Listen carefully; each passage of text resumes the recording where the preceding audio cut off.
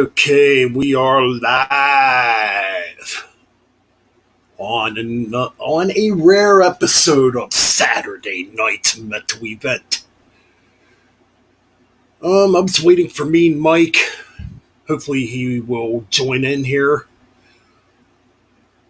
I sent him the StreamYard link and haven't heard back from him. Anyways, welcome to the chat, Karen. Good evening, Mr. Ben. Long time no see. Bless you. How about another Anthrax song? Got the time. Stay safe, by the way. No problem. Up the irons. Fucking right, up the irons. Okay, well.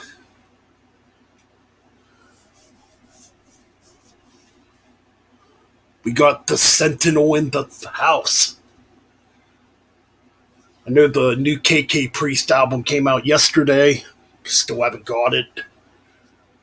Probably gonna go out on Monday or Tuesday and get it.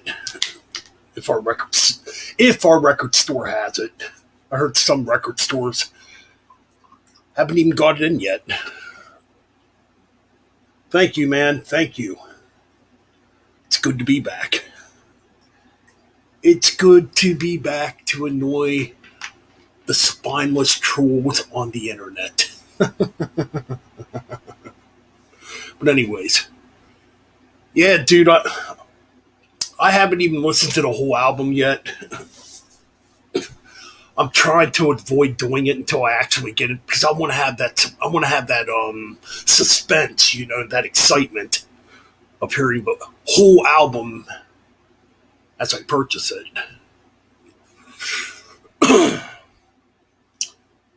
Hope I'm not too loud. Yes, I did a stream last night and I forgot to turn my volume down on StreamYard, and I was loud as shit.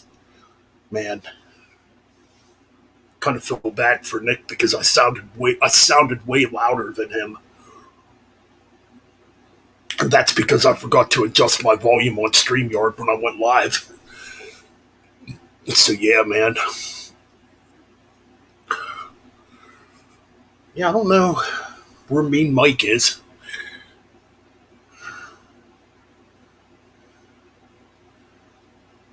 I told him I was going live tonight, and he said he was going to come. He said he was going to go live with me. So, I don't know. Let's see if he's in Messenger at all. I don't see him. Oh wow, he hasn't been on Messenger in like almost an hour. Shit. Well, it might be just me solo then.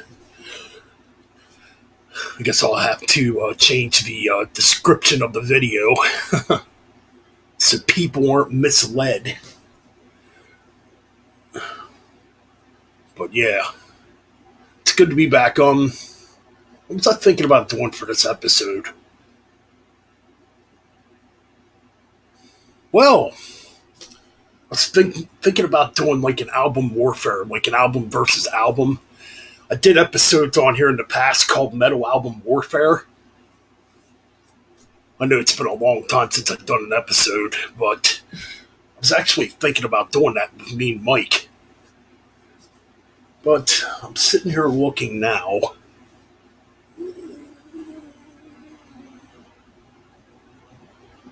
Let's stick to the Goonie Birds, Ben. Huh. The Goonie Birds.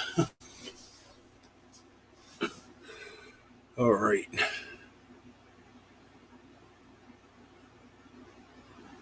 Oh man, it's Metal Piano Man. Another dude that has a cool YouTube channel. He does like piano covers. It's pretty cool, actually. So welcome to the stream tonight. Welcome indeed.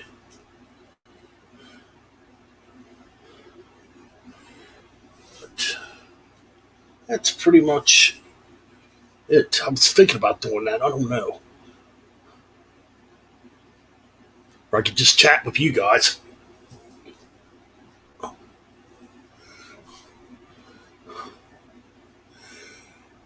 Yeah, man. Don't know how long I'll stream. trying to cut the streams down because I was going like 4 hours on my streams. They were starting to get way too long.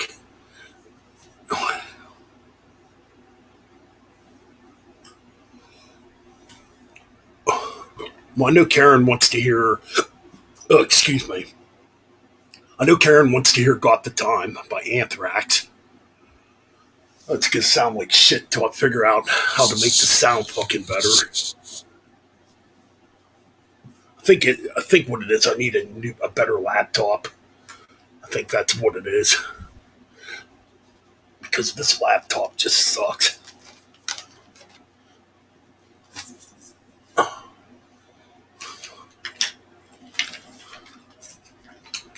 Fucking move some shit here.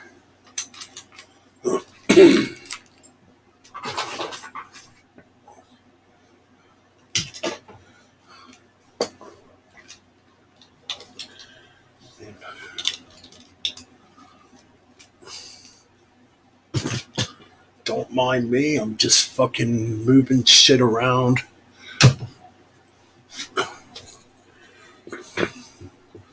Not sure if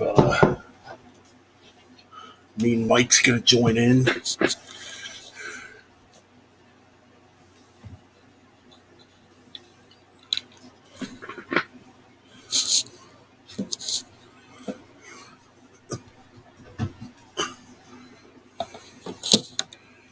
Alright, so Karen wants to hear Anthrax's "Got the Time," so I'm gonna play her "Got the Time" by Anthrax. Get this shit here. We got the almighty Speed King in the house. Welcome to the stream, brother.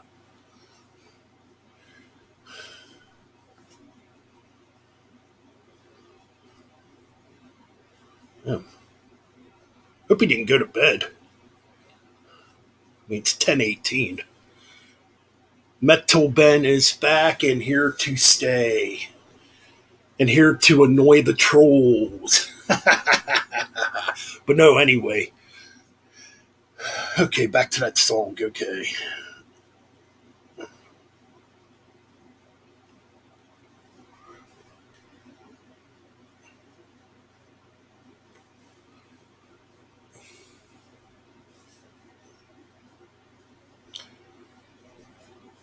And that's the funny part, these people will still watch your videos. It makes no sense. All right, we got Mr. Ryan Arnold in the house. What is up, my brother? Yeah, dude, I'll let you in. I know me and Mike was supposed to come in, but I haven't heard back from him. But before I add you, I'm going to play Karen this Anthrax track that I've been saying I'm going to play for like the last 5 minutes here. Shit.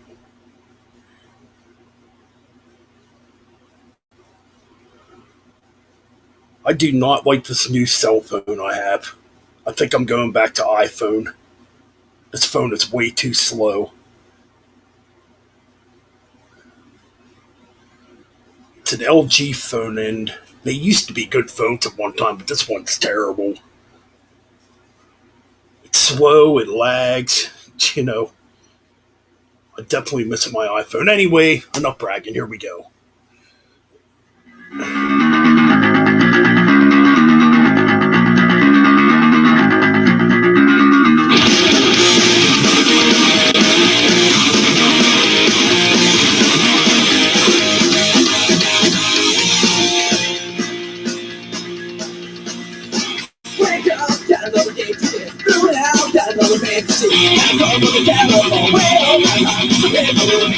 Sit down, got another letter to write. Think hard, got another letter to write. You're bringing on the telephone, one on the right, another letter. No such thing as tomorrow, all we want is freedom. Got the top 10, thinking about it. Got the top 10, thinking about it. Got the top 10, thinking about it.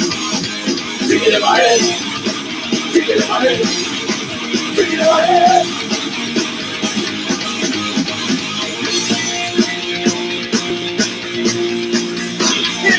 Tell you what I'm doing today. What do you So get out of my way. So get down inside. Oh no, no, I got to go now. No time, time to watch the bed. No time, never got things to wear. Really thinking on the town. I know, really in my head now.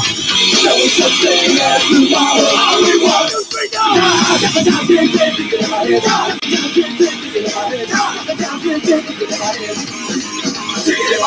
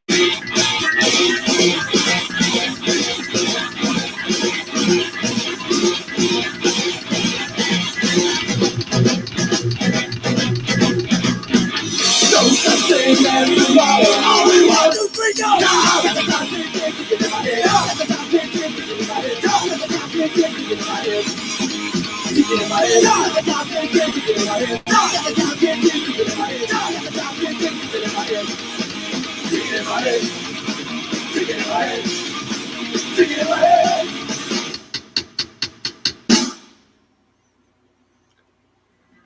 Oh, shit. Some anthrax going out to Karen. All right, now I'm going to add Ryan Arnold to the stream. And no, I have not got the new KK's Priest yet myself. I want to get it. I will get it. Guaranteed. Oh, man, Senjutsu. Oh, God, I hate to. I think I'm burned out talking about this album already. Holy fuck. I still think the album's way too slow and just dragged on. Just like any other modern day Iron Maiden album. Don't get me wrong, there's good stuff on it, but I miss the Iron Maiden that had fire in their music. You know, I miss the Iron Maiden that used to write fucking tracks like Aces High, Prowler, Phantom of the Opera, 2 Minutes Till Midnight. That's the Iron Maiden I miss. Where Eagles Dare, excuse me. Like those first 5 Iron Maiden albums are just untouchable. Now, don't get me wrong, I do like Somewhere in Time's a really good album too. I love Somewhere in Time. That was actually the first Iron Maiden album I ever owned. But anyways, we got Ryan Arnold in the stream. What is up, dude? Not much, dude. I was starting to agree with you on the Iron. Sure, there is some moments on that album that I absolutely love. Title track being one of them. The Writing on the Wall is another great one. So there's some others I can't remember some of the names that I liked. Which one was the Parchment? The Parchment I liked, but I think that's my favorite song. I knew right away the album wasn't going to be as great as the Book of Souls. That is a masterpiece. And even though it's the longest Iron Maiden, album, it didn't feel like it was that long. Like they were, their age was, we realized we need to make an album that is freaking great. Senjutsu, it has its moments, but I kind of almost agree. But I do say because of those good songs, it is a really good album. Yeah. What is up, Metal Piano Music? Yeah, guys, definitely sub to Metal Piano Music. Sub to his channel. This dude is an awesome piano player. Does fucking metal covers on piano. He's freaking awesome. So definitely sub to his channel. Yeah. But I was thinking about doing a review for it, but I realized, you know what? As much as I love the album, I just don't think I am in the mood to review it. Maybe when I get to doing the Iron Man retrospective, then that might be the case. I will then talk about Senjutsu a little bit more. Right. The moment, I Yeah. don't know if I feel like it. I feel like what I said about it. It is a really good album. I know it's not perfect. It is not perfect, but it is a really, really good album. I just think the album's way too slow. That's my gripe with the album. It's like we need faster. It's an 82-minute, and yet it's shorter than Book of Souls, which is 90-something minutes. Yeah. I mean, you're think Book of telling Souls it's long, and yet it's only 80 minutes. Comparing it to Book of Souls, and you're like, I mean, well, I think Book of Souls had a little more energy to it. Yeah, That's my opinion. Definitely, because they're reaching their mortality and all that stuff, and they're like, you know what, we need to step up on this one. We need to freaking make a banger of an album because of Bruce. Like, I think my favorite track opposite, tracks opposite Senjutsu would be two of the epics, actually. Death of the Celts and the Parchman. I do like those two tracks. Yeah. Especially the Parchman. The Parchman's just fucking awesome. It definitely kind of reminds me of Power Slave a little bit. A little bit too slow. But then you realize Book of Souls is over 90 minutes. Right. And I like the Book of Souls too. On that album at 18 minutes long. Right. And that had, I do like that had 3 epics, but at least the epics were longer and stuff. Well, I take that back. The title track was 10 minutes, but it was a banger of a song. Like a banger. I think to myself. Right. Yeah, the Parchment's good, though. I do like it. I like the Egyptian feel of it. Kind of like what Power Slave had. Like that Egyptian feel. I was listening to that. That had a little bit of Red and the Black. Red and the Black was also kind of, Rhyme of the Ancient Mariner style and stuff. So you got kind of Power Slave or something like that. And then it had a little bit of the title track where it had some of that head banging type moments. And it's like, that's a combination of the good stuff of Red and the Black, and I guess the good stuff of Rhyme of the Ancient Mariner from Power Slave, and freaking basically the Book of Souls, and boom, you got the part. Yeah, the opening track. Well, is it Senjutsu, the opening track? No. That's the second track. Fuck. Yeah, title track is... What do I do with my CD? Damn, I forget the track listing on the new Iron Maiden album already. Writing on the Wall, Senjutsu, the title track. Death of the Writing on Celts. the Wall. Lost in a Lost World. Wait, what was it? There was a quick one. Days of Future Past. Yeah, that track I don't like. The Time Machine, the Darkest Hour, and then it's Death of the Celts, Parchment, and Hell on Earth. Oh, Hell on Earth's pretty good too. Yeah. I do like Hell on Earth. See, the 3 epics I like the best on the album, which is weird. I only like one of the epics, which is strange. I love epics and stuff like that, but I only love the Parchment. Death of the Celts sounded pretty cool. I think Death of the Celts sounded something like a Bruce. Is that the one I had that sounded like a Bruce Dickinson solo song? The track Senjutsu, okay, yeah. It's gonna sound like Man of Sorrows from Accident of Birth from Bruce Dickinson. What's that other track here? Oh, Darkest Hour. That's the one that's kind of that's the first track on disc 2. It's the only short one on disc 2. Yeah, that one's actually pretty good for being melodic. It does kind of remind me more of a Bruce Dickinson solo song, though. I think I had Death of the Celts as the one that I thought, this sounds just like Man of Sorrows and Accident of Birth. Yeah. The Time Machine? It's the Time Machine speaking. Time Machine, oh god. Days of Future Past. That track I don't like. Days of Future Past should have been the second single, not Stratego. Stratego was okay. I mean, you're coming off of the Writing on the Wall, which was freaking awesome. Yeah, you should have gone into Days of Future Past like that. Shorter, quicker, short, sweet, straight to the point type of song, but it's a lot better than Stratego. Trying to think what's track 6 on here. The Time Machine. Oh yeah, Time Machine. Yeah, I know the track listing by heart. Okay. Days of Future Past, probably the most energetic track on the album. Yeah, it should have been the second single. Like, it should have easily been the second single over Stratego. Not that Stratego is bad. I'm just like, Days of Future Past is a lot better. I'll just say right now, this album's definitely not going to make my top 10. Absolutely not. It might for me, though. It might for me, but I miss the Iron Maiden. I'm into the proggy stuff, so it'll easily be in the top 10 for sure. Yep, the Time Machine.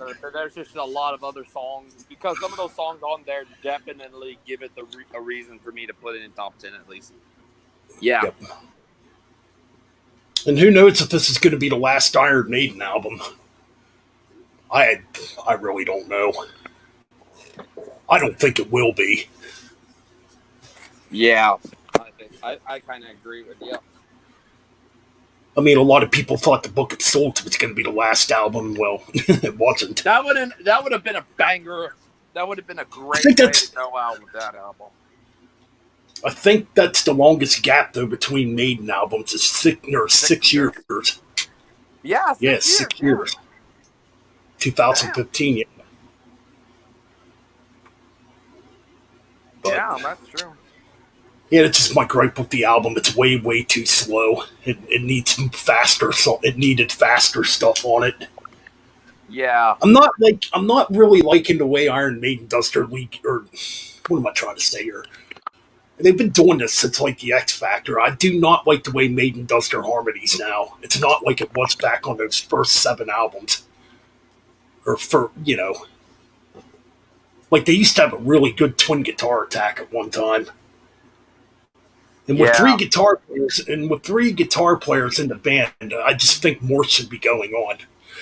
That's just my opinion.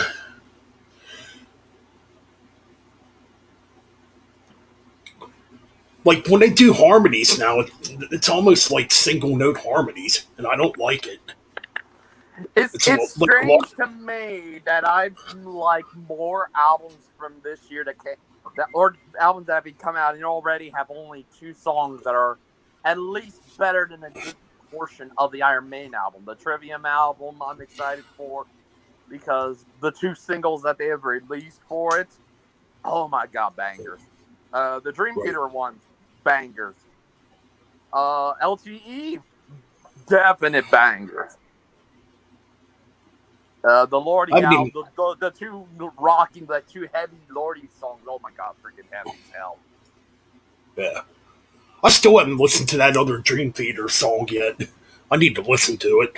The Alien or Invisible Monster?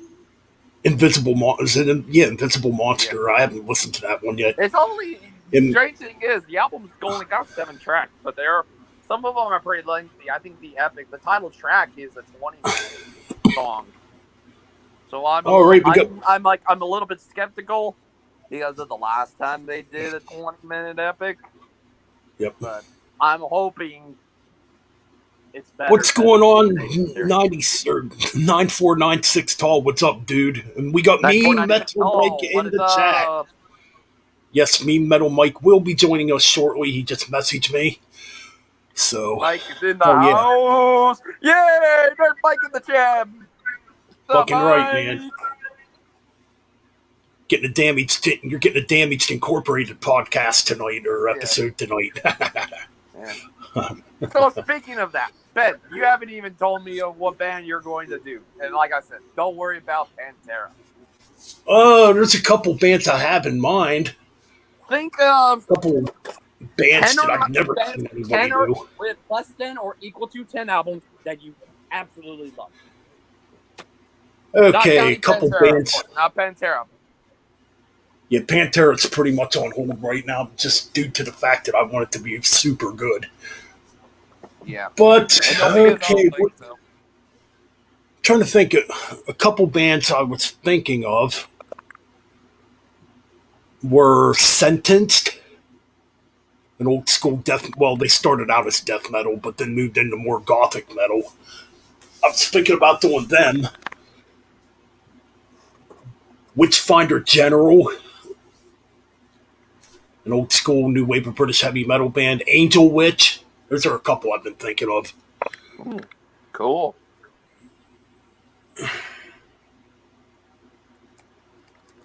Paradox is a killer band. Hell yeah. All right, we got Mean Metal Mike joining us now. What's up? Sorry if I'm There we late. go. What's up? Sorry if I'm late. It's all right, dude. Wait, you've been I'll sleep. chilling here. Me being in my room, drinking a nice cold non-alcoholic beverage. Nice. To Hell prove yeah. it. Lemonade. There you go. Nice big jug of lemonade.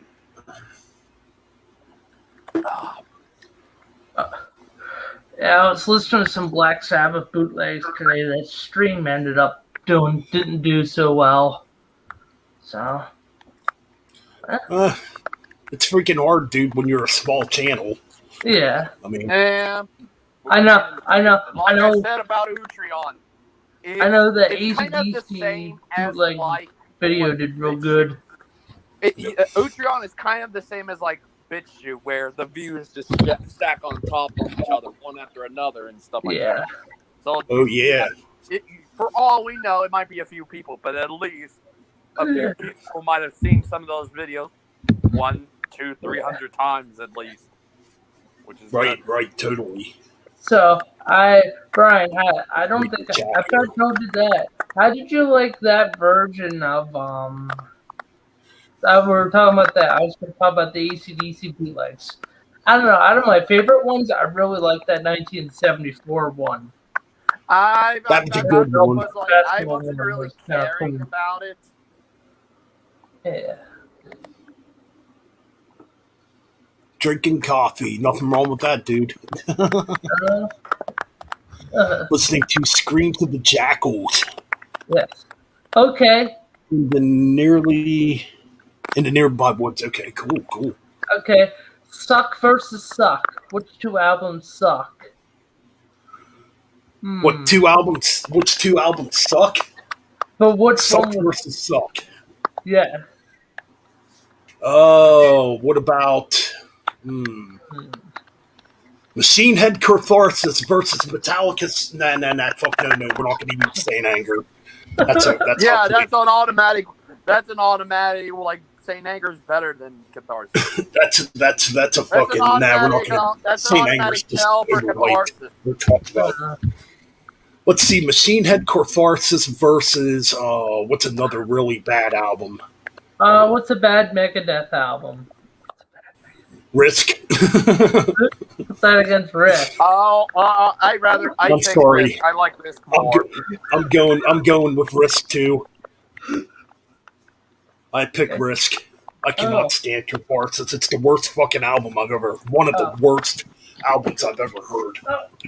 So I'm ready for the AC/DC album ranking tomorrow. So I was cranking this album. I was in the mood for some Ball Breaker. Oh, so you're not doing a retrospective for them? Oh no! I'm still doing all the albums. Me and Ben are just doing for fun, just ranking all the AC/DC. Oh, okay, Yep. okay. Yeah. Yep, we are going to rank all the AC/DC albums tomorrow night. Yeah. And I'm just trying to figure out how to do it. Do I want to rank all? Do I want to put the Australian versions in there too, or just rank the standard albums? I have no clue what I want to do yet. Yeah. Due to the fact that the Australian version of High Voltage is way different than the American version of High Voltage. Yeah, but then the rest, I think the Australian versions are up to Let There Be Rock. Then the rest of them are just regular versions, I think. Pretty much. Yeah. Yeah, it's kind of the same thing with the Rolling Stones. Like they had the British version and the international versions. I only do the international version. I'm not counting the British. And that goes all the way up until what album do they go all the way up to? Well, we're doing all studio albums, so it's gonna be after the internationals, then the regular studio albums. Or what we could do, we could rank the international albums separately. True. We could do that too. Yeah. Which was 4 of those. Yeah. And yeah, the first, or wait. Well, yeah. There's 4 of them. High Voltage, TNT, Dirty Deeds, and yeah. Oh, I love Dirty Deeds. Which TNT is pretty much High Voltage, the American version, just 2 different tracks. Which is kind of the same with the Australian version, which is a couple more tracks added. So, but with a different drummer, not Phil, but with a different drummer.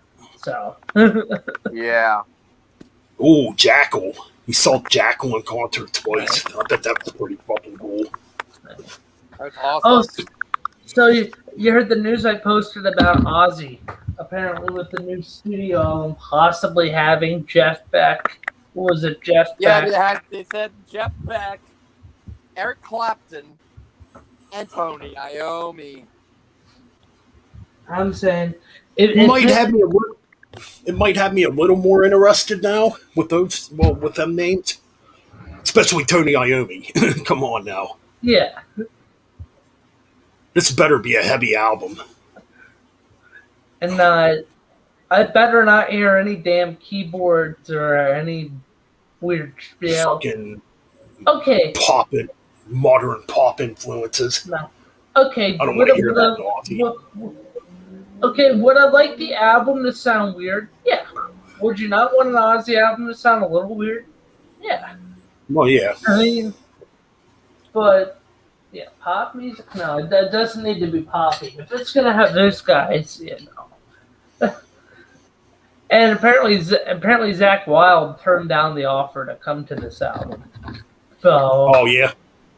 Well, look who's fucking producing it again, Andrew Watt. Good Lord. Yeah. That's definitely a Sharon move right there. Yeah. Ozzy, you gotta keep in the current, Ozzy. You gotta go in this modern commercial direction, Ozzy. If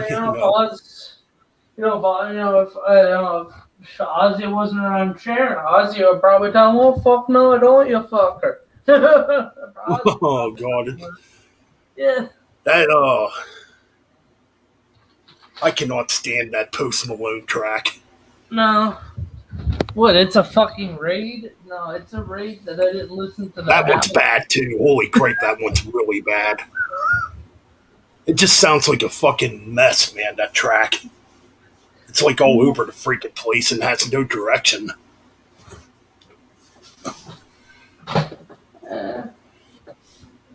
Yeah. I'm trying to say even Scream and Black Rain are better Ozzy albums. I think I agree with you there. Because to me, I think Ordinary Man's the worst thing Ozzy ever did. This is my opinion. Granted, the lyrics are pretty damn good on the album, but the music is not good. No, that honor still goes to Scream. Scream is the worst. Scream is a pile of shit. I mean, I know they're both bad. Black Rain, man, that's a big old album. One's a big old pile of shit. The other is a little pile of shit. The little pile of shit is Ordinary Man. The big old pile of shit is Scream. Scream is not bad.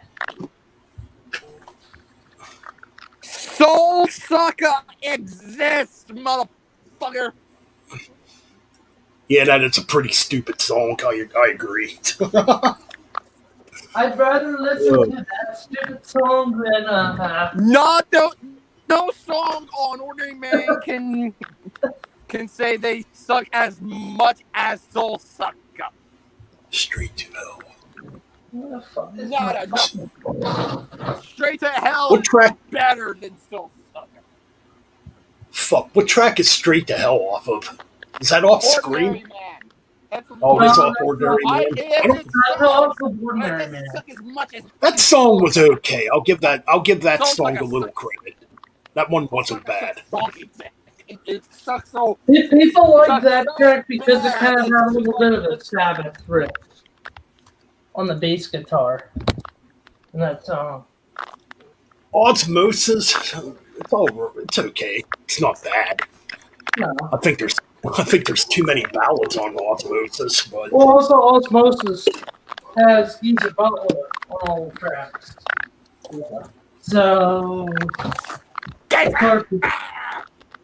I just don't want to hear Post Malone in my fucking metal. That's my gripe. you know what's funny? You know what's funny? At least it's not as terrible as Soul Sucker. Paul Stanley of Kiss even decided about that. Paul Paul Stanley of Kiss. I'm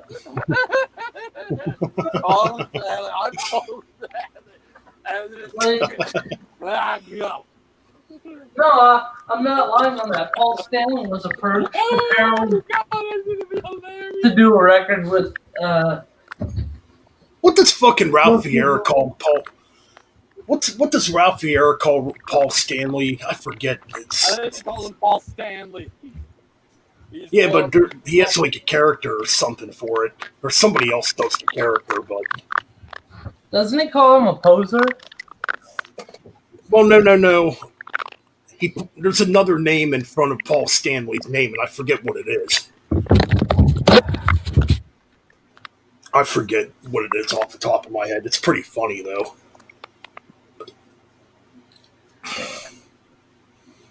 All right. So we got two. All right, it's just two of us, I guess. Maybe Ryan oh, nah, he's back. He probably got booted. StreamYard tends to do that sometimes. All right, here we go. Yeah. Stop to me again. I hit the refresh button again. Okay. Yeah, oh, you accidentally flipped off. Okay. Yeah, that's why I have YouTube on my phone. Let's check out the chat. Anyway, here. gotta go mute. Gotta find my earbuds. Scary Little Green Man was funny. I don't even remember that track. Like I said, I think I listened to Ordinary Man maybe one or two times, and I don't remember much of it. Straight to Hell. If I'm talking favorite Ozzy solo albums, Straight to Hell. Yeah, that track actually ain't that bad. I did like Straight to Hell. Under the Graveyard. Okay, that's one track off of Ordinary Man that I don't mind. Is Under the Graveyard? Is Under the dude, Graveyard? I've even heard them.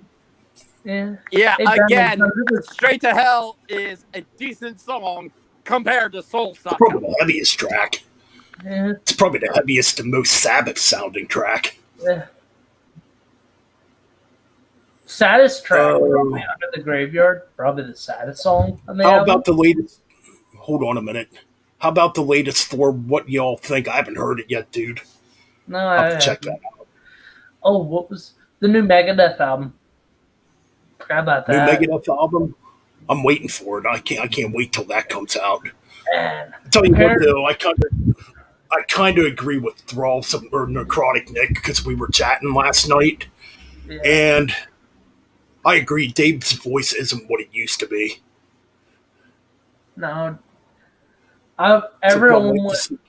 Last month, actually. Maybe he should just, it should be, maybe he should find a singer or something like that. Metallica just canceled their. Metallica just canceled their anniversary tour for the Black Album because of COVID. Yeah, this COVID's no joke, man. No. Been dealing with it for the last couple of weeks now. And apparently there's some sad news that Lars' drumming. This is coming from the band. Lars' drumming has gotten worse since after COVID. Well, I mean, Lars definitely ain't the drummer he used to be. Also, my prayers for Richie Faulkner, Judas Priest. Yes. That's a shame right there, what he's going through. Because what is it? He's having heart problems, and he's only, I don't even think he's 40 years old yet. he's like 38, 39. Yeah, he's freaking young yet. Yeah, apparently he was having heart problems. Apparently he was having heart problems throughout that tour, thinking it was originally just heartburn that he had. Yeah. Damn. Some scary stuff, That's why man. they stopped the tour. So no more U.S. shows for the. I wish I could have went. I wish I could have went to that Priest concert that was in Reading a couple weeks ago. Me and Mike went to it. Oh, Halford kicked ass. His vocals. I did watch it. I did watch it on YouTube though. Somebody uploaded the concert on YouTube. I mean, it wasn't great. I mean, it wasn't like professional sounding, but No, I Halford. listened to it. I thought Halford sounded good, man. Everybody said this is the best Halford has sounded in years. Not just I would years. have to agree. He Years. was hitting high notes. He was doing high notes again. And it seems like it wasn't forced. Yeah. Now, granted, he can't sing like he did 30 years ago, but he did pretty damn good, I think. I mean, he is 70 years old, too, though. What songs from the Ripper albums would you want to see Halford sing from both Demolition and the other one? That's a good topic. Cathedral Spires, definitely. The title track, Jugulator. Yeah. Maybe Bullet Train. Yeah. Dead Meat. I know a lot of fans love Turbo Lover in the live set list. I don't care for it. There's other songs you can put in that are just as good or better. I remember this video. The Fuck Puppet interview show with Paul Stanley. I remember that one. That was fucking hilarious, dude. Oh, there's another one where I think Ralph did Fuck Puppet versus the Led Zeppelin. What was it? Physical Graffiti. Physical Graffiti, that's an excellent album. All right, I found my earbuds. Oh yeah, it was. Oh yeah, I found the video. It's called Track by Track: Led Zeppelin's Physical Graffiti versus Hot in the Shade. Oh, easily Physical Graffiti by leaps and bounds. It's Physical Graffiti. Better album. Versus Kiss Hot in the Shade? Yeah. Oh my god, that's contest. If anything, Kiss on the Shade would give. I will say that Kiss on the Shade might give Catharsis from Machine Head a run for its money. Like that's a little bit of a more fair matchup right there than Graffiti by Led Zeppelin versus Hot in the Shade. That's just that's like that is like college basketball, 1 versus 16, like a really bad 1 versus 16. Like it's not even good. Another analogy: Alabama versus a 1-2A. It's not pretty. I'm talking about the college football team, Alabama. Oh, you're talking about college football.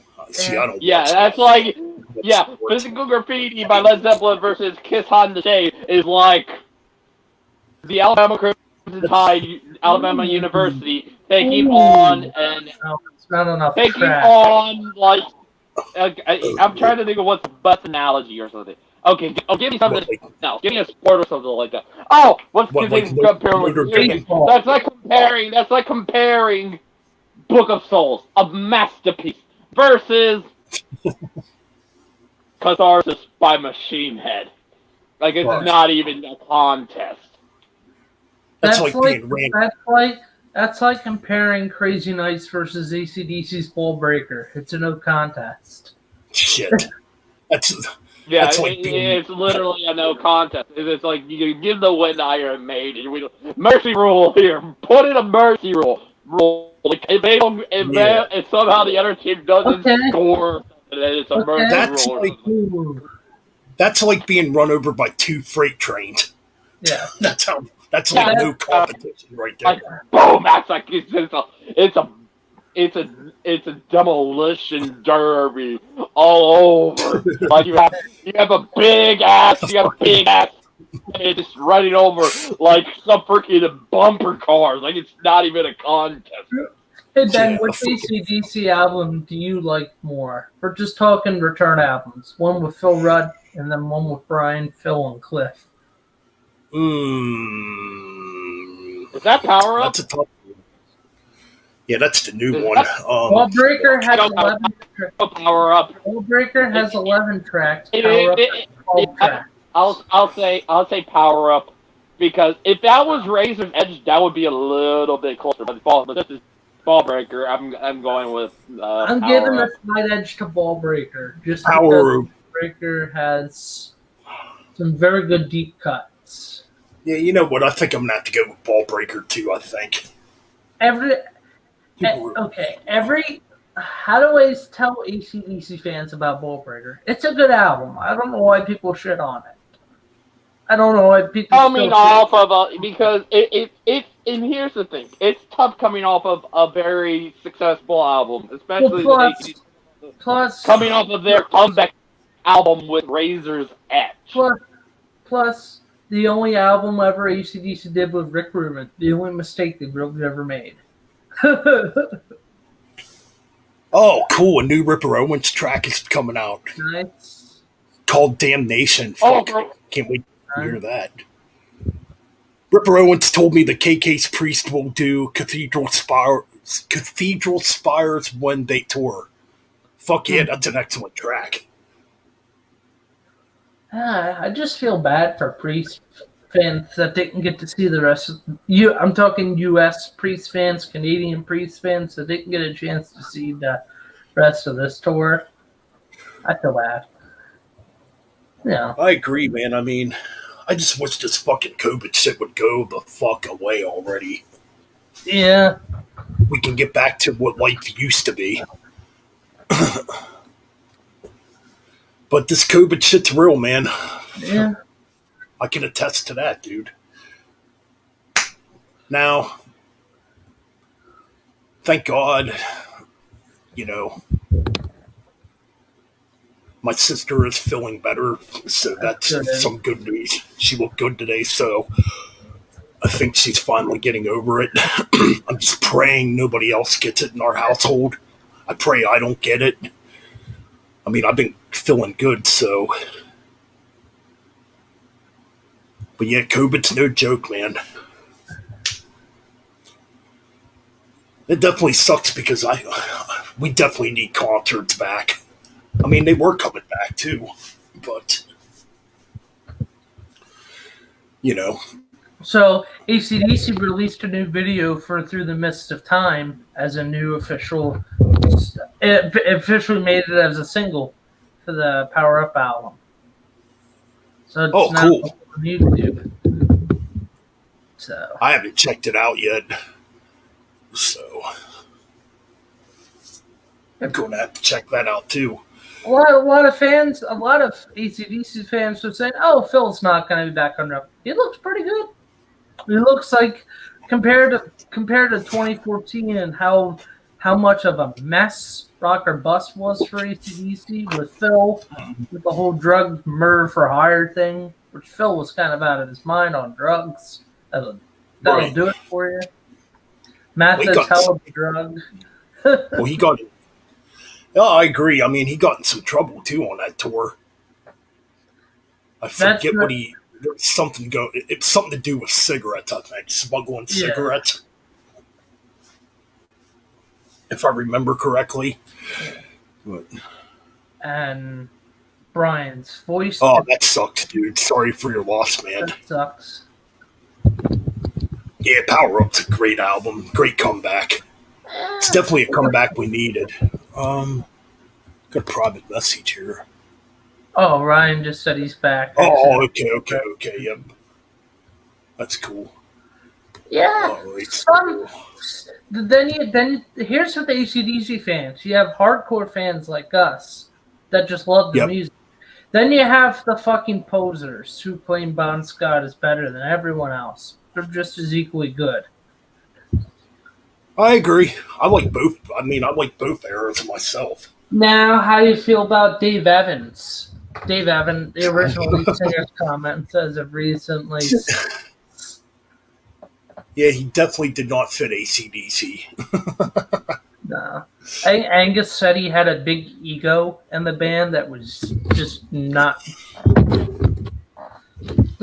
Yeah, he definitely did not fit ACDC or have the right look to be an ACDC.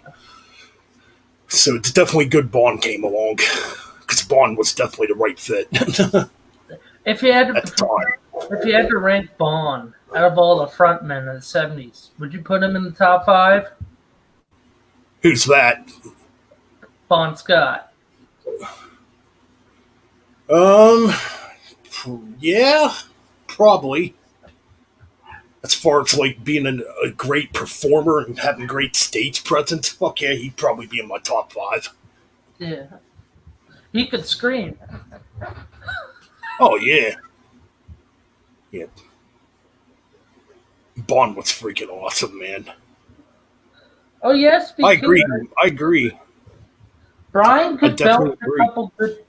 Brian could belch out a couple good long tunes also. Oh yeah. Dave Evans. It's just fucking weird listening to him sing "Can I Sit Next to You, Girl" on that single or whatever they put out before Bon joined. It's very weird listening to it. It sounds a lot better with Bon. I will say Hell that. yeah. Hell yeah. That's one song I never heard Brian Johnson sing. Brian said he won't sing it. Right. Out of respect for Bon. Although the one deep cut Brian said he would love to sing is "It's a Long Way to the Top," and I'm thinking that'd be a great ender after For Those About to Rock. Have one last track play. Oh shit. My bad. Shit, sorry about that, dude. Yeah, that's all right, dude. That's all right. I just read the private message. Yeah. Oh yeah, man. We all love Bon Scott. Rest in peace to Bon Scott. One of the greatest frontmen of all freaking time. That's like saying like remember how John Bonham passed away? People are saying, "Oh, can Zeppelin go?" No, I don't think Zeppelin could have went on. I don't think so. Not without Bonham. No, definitely not without John Bonham. Hell no.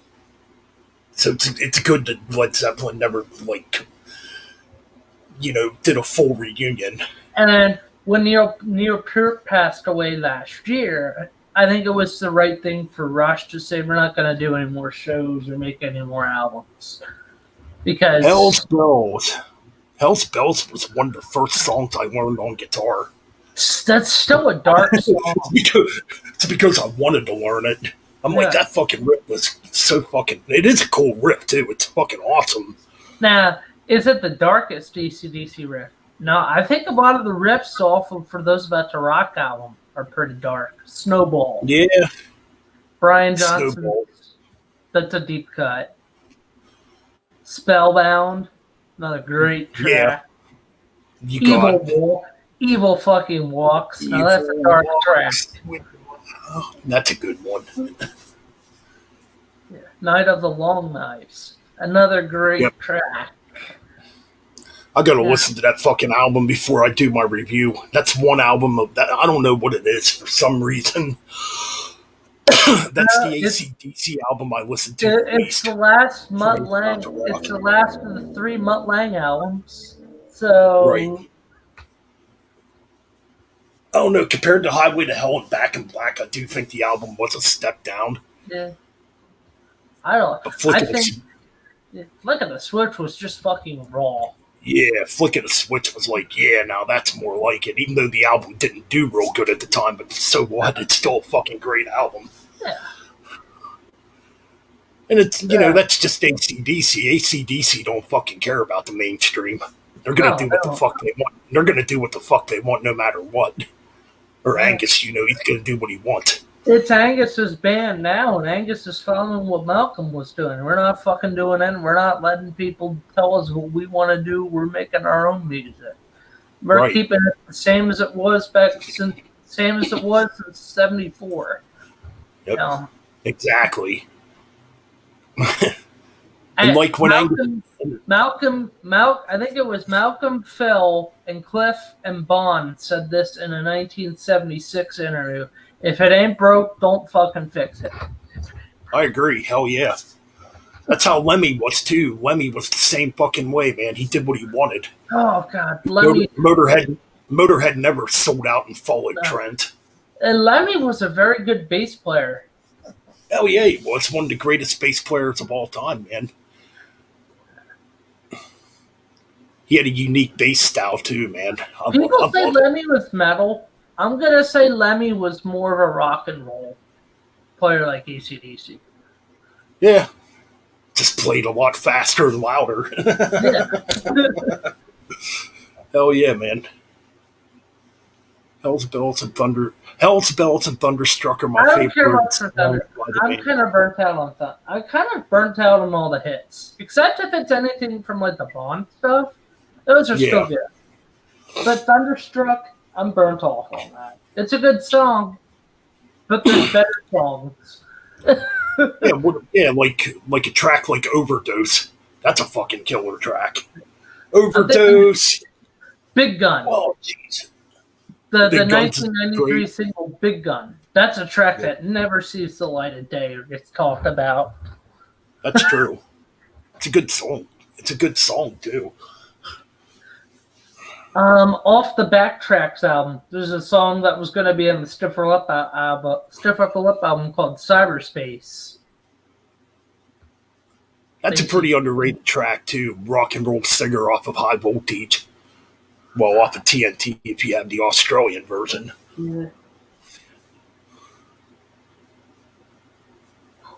Yeah, there's a lot of great tracks. She's got Squiller. balls. She's got balls. Hell yeah. Squiller. I fucking love Squiller. For some reason, AC/DC and balls. Whenever they make a song about balls, it's usually good. Hell yeah, it is. She's got balls, ball breaker, got you by the balls, big balls, ball breaker. Hell yeah. Hey Ryan, what was your first AC/DC album you ever listened to? Oh. I know mine. I don't know if I want to say it, but the only one that comes off the top of my head is Black. Mine was 30 Beats. Mine was Black Ice in 2008. That's not a bad album. Back in Black, probably. Or it might have been AC/DC Live. It might have been the AC/DC Live album. Which one? There's three. The 90s one. The one after Razor's Edge. The Razor's Edge live album. That's a good live album. Let's see. Back in Black, I've talked about this a million times. Back in Black around 1984. That's when I first heard it. I was like 5 years old back then. That's when I first heard Van Halen, too. Around 84. When 1984 was out. I remember my cousin had it on cassette tape and we'd listen to it. Hey, Ben, check this out. I sent you a video. Oh, cool. Video. Jailbreak live at Donington. Oh, that's another good live concert by AC/DC live at Donington. Oh, yeah, that's one of the best concerts they've done. This one still makes me laugh. Physical Graffiti versus Kiss Hot in the Shades. That one still cracks me up. No fucking contest. Good for comedy, though. Yeah. That's like putting fucking Master of Puppets against Catharsis by Machine Head. Come on now. Or Rain and Blood against Catharsis or something. Yeah. Peace or Rust in Peace. Putting anything Rob Zombie up against Catharsis. That album's just so bad. them trying to sound like Stone Sour. They ripped off a strapping young lad track on one of the tracks on Catharsis. It's just fucking awful. Anyways, enough about that album. So, speaking of live albums, oh yeah, you definitely got to check out the live bootleg. Definitely listen to some live bootlegs tomorrow before the stream. okay. Just go on YouTube, type in live AC/DC bootlegs. You'll find a shit ton of them. Okay. Cool. There's plenty of shit out there. Yeah. I for the Sabbath stream I did earlier today, I did the live Ashbury Park. Megalomania. It's just a fucking dark track. Ugh. Dude, that's probably my favorite Sabbath song. It's hard to play. Easily. And it's hard. It's one of the hardest Sabbath songs to play. Is Megalomania. Suck me. Yeah, that part's cool. Yeah, freaking Ozzy they were pissed on that album, man, because the record label was fucking them around when they did Sabotage. They were getting sued. That's why the album's so angry. Also, the record label kind of screwed them over with Volume 4, because I think Ozzy wanted to call the album Snowblind, and the record label was like, call it Volume 4. It sounds cooler. Right. Yeah, the album cover, too, it's kind of odd for Volume 4. Because it makes it look like, because it has Ozzy on the front of it. It makes Ozzy look like he's the focal point of Black Sabbath. Which, really, the focal point of Black Sabbath is Tony Iommi. Which I did hear rumors that Tony Iommi does not like that album cover, or didn't like that album cover back then. I could see why. I mean, it should be showcased as a full band, not one member. Yeah. You know. I mean, I think the album cover's iconic myself, but... Oh, the album's iconic. Yeah. Fuck it. That's an excellent Sabbath album. Have you ever heard the deluxe version that came out recently? Is it the Rhino or the Rhino versions? The versions I have it. The versions where they have all the rough cuts and starts. Oh, no, that one I didn't hear. I did hear the first three did hear the first three albums with the rough cuts and demos. Well, now we're getting, because now they already did. Last year we got Sabotage. I need to get those. This year, this month. Technical Ecstasy. I know Tony Iommi said apparently around this time this month of October is when the Technical Ecstasy one drops. Cool. So might be interesting. So who knows? There could be alternative versions. Yeah, Technical Ecstasy. It's not. There's good stuff on Technical Ecstasy. I mean, it's definitely a step down. Don't get me wrong, but it's still not like a terrible album. I wonder when they do the Never Say Die, are they going to have the stuff that Ozzy wasn't a part of for that album? That's pretty interesting. Because they had Dave Walker in the band for a little bit around that time. And there are vocal versions out there with Dave Walker on them. Yeah. Also, a lot of Sabbath fans are pissed off that when they did the Heaven and Hell one first, they did the whole show with Vinny Appice, but they didn't do the live Hartford show with Bill Ward. They didn't add all the rest of the songs on that. I'm like, which, man, thank God that Ozzy did come back to Sabbath, because Dave Walker definitely did not fit Sabbath. His voice didn't fit Sabbath at all. But then after that, Ozzy left after the tour and got drunk, and I think he was fired. Fire. I think Bill had to fire him. Yeah, that's fucked up. Then that's when Ozzy went into a deep, dark depression. And then that's when he found Randy Rhoads, and Blizzard of Oz was born. I hate to say it, that's when he found Sharon Osbourne, too. Yeah, he was a mess at that. I mean, Ozzy had been a mess for a while, but Like, he was really bad around that time. Ask for the devil and she shall appear. Her. That's why, to me, it's amazing. It's amazing that Ozzy's still alive after all the drugs and shit he did. Yeah. But apparently, yeah. Oh, a good old friend of ours, Mr. Sebastian Bach, finally shutted his mouth. Apparently, a fan beat the shit out of him. Finally. For real? Yeah. Yeah, that motherfucker, he turned into a real asshole. Sebastian Bach, man. I used to think he was cool at one time. Then he started running his fucking mouth, and well, yeah. there's a story going around that also, as of recently, Sebastian Bach was busted by the police for apparently cannabis and other substances. So, oh shit. Yeah, well, that's what you get for being a dumbass.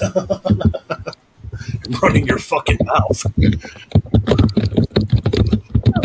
What is on the metal rock news scene? What is going on? I gotta look that up. Yeah, I haven't really checked out much of the news as of late when it pertains to metal. I know Rock Motley Crue has been in and out of the news with Vince Neil. Apparently, Vince Neil has been the only real member that's been wanting. Oh, that's one band I'm tired of hearing about. Yeah, we all are. Fucking Vince Neil. One of the most overrated singers of all time. Yeah. John Corabi is way better than Vince Neil. Yeah. But that's my opinion. Oh boy. Oh boy, Dan, get ready, hold your seat, because Paul Stanley was the first person that popped up. Oh, here we go. Here we go. Now, what did he do? Hold on. So apparently, as of recently, Dr. Bill Aucoin has recently been spotted with Gene and Paul. And apparently Paul has been open about having Ace Frehley come in. I'm like, it's the same shit over and over, and Ace ain't gonna show up. This Pretty is from much. a fan. Like Paul's gonna praise Ace and then just gonna shoot the shit again. Pretty much. Well, the thing is, say the shit again. Pretty much.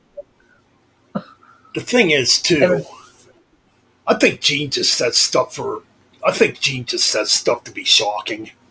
Yeah. Like a lot of the times, I don't really think he means what he says. No. That's what I'm trying to say. He just says stuff to be shocking. Because you never really hear bad. You never really hear bad stories from fans that Gene Simmons ever treated the fans bad. No. Like, he's always been good to the fans. From what fans said, the members that have always treated fans good were Ace, Peter, and Gene. Paul didn't treat the fans.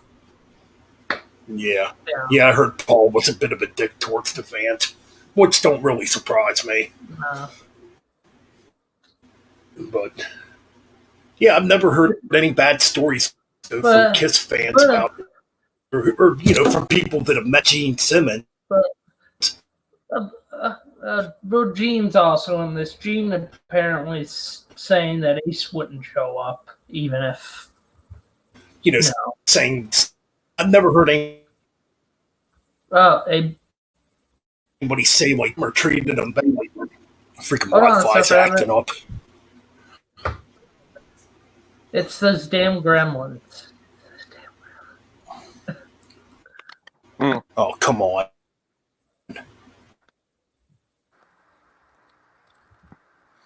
Oh boy. Hold up. Send control from Major Tom. Internet's acting up. Yeah, pretty much. Technical difficulties. And now, a word from our sponsor, Hot Sauce.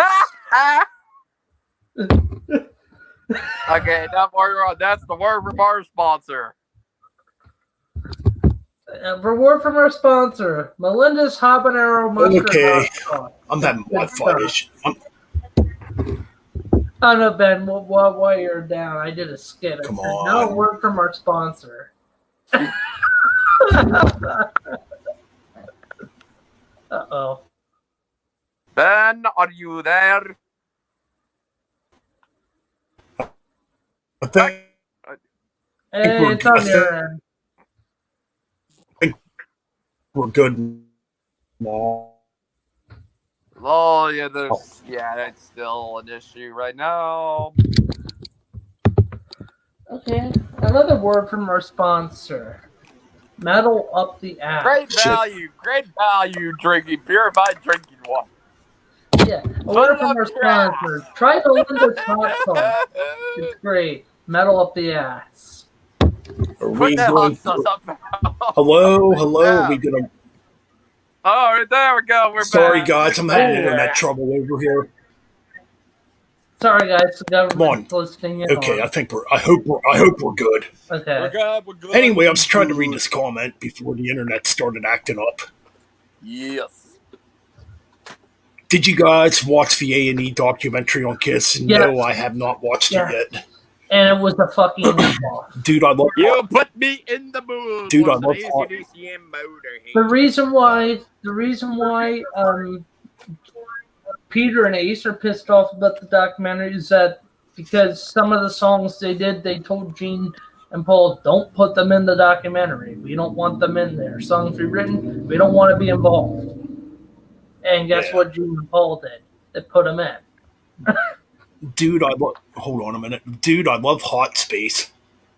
Oh, is he talking about the Queen album, Hot Space? I think so, yeah. Yeah, that's a weird Queen No, album. the hot sauce. It's hot sauce where you did the skit. Oh, yeah, I read it wrong. That's my fault. Word from our Dude, I sponsor. love hot sauce. Okay. Word from our sponsor. Metal Yes, Mike. word know from why I our read it. sponsor. Great value. fucking read it wrong. Purified drinking water. Put Yeah. it in your ass. Hot Yeah. sauce is fucking hot. Hell yeah, man. Hot sauce is good, dude. A word from our sponsor, Melinda's Habanero Honey Yeah, I Mustard. read it wrong. I thought you said Hot hot space. space. I don't know Hot what the fuck I'm space. thinking. Hot space. If Metal Mike eats hot sauce, it's metal up the ass. Ooh, metal up the ass. Metal up the ass. I am holding in my hands a double platinum best of AC/DC. Best of by AC/DC. Looks like some Russian bootleg, but collectors should like it. Cool. Some assholes are yelling outside, being stupid. Some people. Fucking assholes. Yeah. Anyway, I think the stream's working now. Yeah. It seems like we're good. So, just trying to think here. I thought of a terrible gimmick. It'd be funny. A metal band, but everyone's in those little fruit suits. Someone's in a hot dog suit, someone's in an apple suit, someone's in an orange suit, but they're doing metal songs. Fuck. What the fuck would you call a band like that? Basic food groups. The fucking hot dog grilling party? I don't fucking know. What would you call it, Ryan? Hey, we are the hot dog grilling party. Yeah, have all the band members dressed up as fucking hot dogs. What the fuck? Oh, that's funny. Oh my god. We have our band. Our band is called Fruits and Vegetables. But then we pull out fucking bottles of ketchup and start squirting ketchup on the audience. And mustard. And fucking mustard. And then have like a whole thing of relish dump out of the fucking ceiling onto the audience. Raining, raining relish. Oh goodness. Oh God. Raining Crazy relish. shit. Oh God. Well, there's one idea a band could try.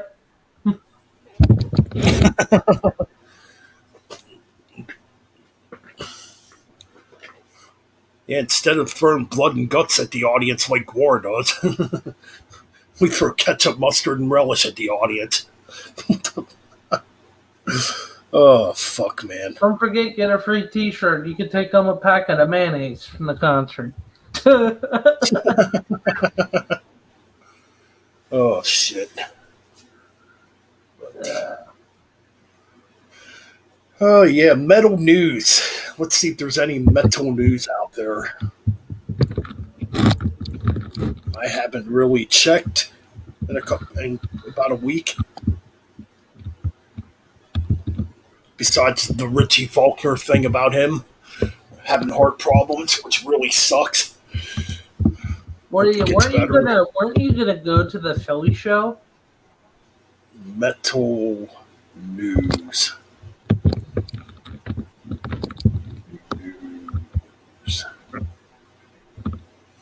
See if anything comes up here.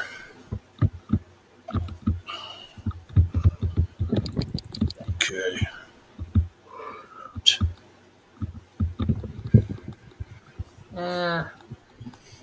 2021 in heavy metal music.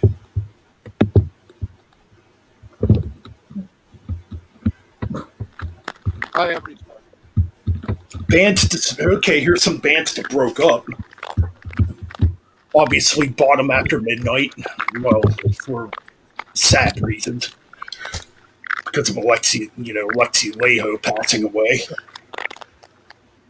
Demons and Wizards. Hell yeah. Which it just says they're on hiatus. Or hiatus. Locust Eater, Love Bites, and Malaya Rage. That's it. As far as bands that broke up or on hiatus. Yeah. Oh, today's the 37th anniversary of No Prayer for the Dying album. So let's go into the month of October to see all the albums that are coming out. October, November, December. Okay, here we go. So here's all the albums that came out on the 1st. Asking Alexandria, see what's on the side. Blah, care less. Don't like this band. Don't care for them either. Enslaved, Caravans to the Outer Worlds EP. That might be interesting. Full of Hell, Garden of Burning, Apparitions. Don't think I ever listened to them. Here, Harass, Distant Fires, never heard of them. Oh yes, I did heard the new KK album. I did not like it. What do you mean? I think it's good. Well, I only heard the 4 songs. Yeah. Yeah, I just prefer Priest over Priest. Yeah. I'm sorry. I just prefer all the stuff KK did with Priest. I wouldn't say it's a terrible album. All right, KK's Priest, Servants of the Sinner, obviously. Speaking, Exodus pushed their tour back to 2022. But yeah, the new Exodus album comes out in November. Okay. So where are we at here? Cryptos, Force of Danger, never heard them either. Ministry, Moral Hygiene, for albums that came out on the 1st. Vampires Everywhere, The Awakening EP, never heard them. Wage War Maniac, that one sounds like it might be good. Blood Red Throne, Imperial Imperial Congregations, Devin Townsend, The Puzzle Snuggles. Yes, Those are albums that came out on the first. and that whole album's gonna have Gene Hoglan and Jason Bittner Oh, on drums. shit, The I'm wrong. Devin Those come out Townsend. next week. But Oh, yeah? the Devin Townsend album's gonna have Gene Hoglan play on drums and also Jason Bittner on a couple tracks. So I Oh, would, cool.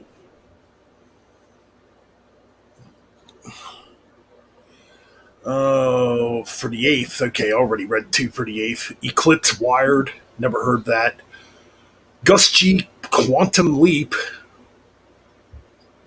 Trivium in the Court of the Dragon. Aeon God Ends Here. The Agonist, Days Before the World Wept. Ooh, we got a new Alcatraz album coming out, 5. yes, we do. I'll definitely be checking that out. I thought their comeback album was good from last year. Dead, School of Thoughts, never heard of them. Gemini Syndrome, Third Degree, The Rising, Third Degree, The Raising. Mm-hmm. Hate, however the fuck you pronounce that, Rugia.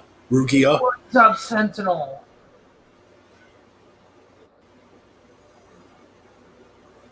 Oh man, that new Rage album, I gotta get that too. That looks like it's freaking good, man. Rage usually does not disappoint. It's like their 26th album. Yeah. They got a ton of albums out. There's also news that in 2022 we might be getting a Faith No More new album / reunion. Oh yeah, might be interesting. Ice Yeah, Nine sure. Kills the Silver Screams 2. Welcome to Horrorwood. I don't care. Lords of Black, Alchemy of Souls Part 2. Never heard them. Tom Morello, The Atlas Underground Fire, guitar player from Rage Against the Machine. Yeah. Never. 12-Foot Ninja Vengeance. Never heard them either. I am not going to try to pronounce that one.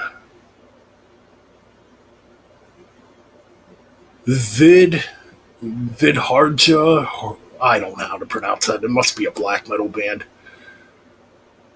Ooh, Armored Saint, Symbol of Salvation Live. That might be interesting. Burning Point, Arsonist of the Soul. That band sounds familiar. Yeah. Hell yeah, Rage is fucking killer, dude. Cradle of Filth, Existence is Fatel. Sorry if I'm fucking up some of these pronunciations. Oh, New Dream Theater. The view from top of the world. Every Time I Die, Radical. Don't care for that band. Massacre has a new one coming out. Cool. Resurgence. Oh yeah, new Udio coming out on the 22nd. Game Yes. Over. Definitely be getting that. Wow, we got quite a bit here. A lot of the shit I haven't really heard of. Walking the Cadaver, Authority Through Intimidation, whatever. Archfire, Bleed the Future. The band sounds familiar. Bad Wolves, Dear Monsters. B. Laker, Coherence, never heard of them. Beast in Black, Dark Connection, don't really care for that band. Yeah. Blackville Bride, Blackville Bride. Oh, fuck the Blackville Brides. Fuck that. I cannot stand that band. Ghostbath, can't stand that band either. Oh yeah, that's So- right. That's right. Metal piano music. That's right. Metal piano music. Next year, rumors of the next year's Judas Priest album. Oh man, I can't wait. Fucking Firepower was a great album. Well, which I'm hearing that that this might be Halford's last studio album. I did start hearing rumblings about Priest retiring. Which I gotta say right now, they need KK Downing back in the band if it's gonna be their final tour. That would It would that. not. Do you think it would be selfish of KK if he did not participate for the final tour? Maybe Yeah, in a slap in way. the face to the fans. I don't know what the issues really are behind the scenes with KK and Priest, but Apparently, there's issues between KK, Scott Travis, and Rob Halford. Scott and Rob that's are what I've on the heard same too. team. Same, apparently, Ian Hill was the same with Rob and Scott. Cryptos KK, and Manimal.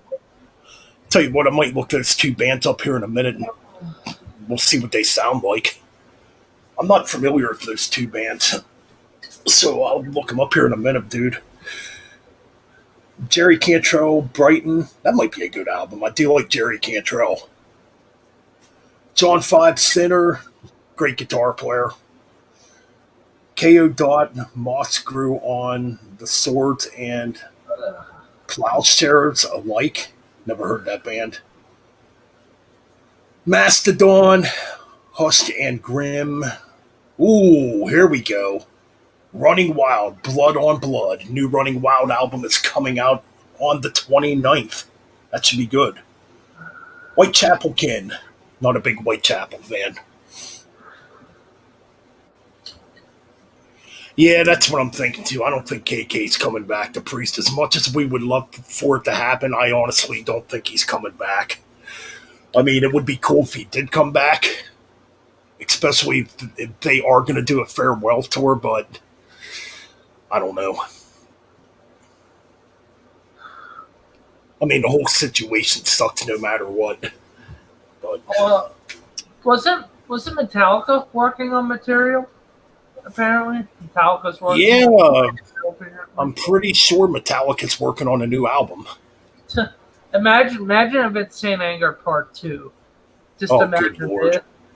But it's better. Just imagine it's better. I don't know what the hell. I don't know what we're gonna get from the next Metallica album. Metallica's pretty unpredictable. It seems. Hardwired Saint was Anger Part Two. I'm gonna play that track here. You know what? Let's check that track out. The Let's play speaking some once you tunes. hear. Let's play some tunes. Look, yeah, let's do that. How long have we been live now? An hour and Oh, 27 minutes. oh shit, that ain't too bad. As long as our audience is entertained, that's all that matters.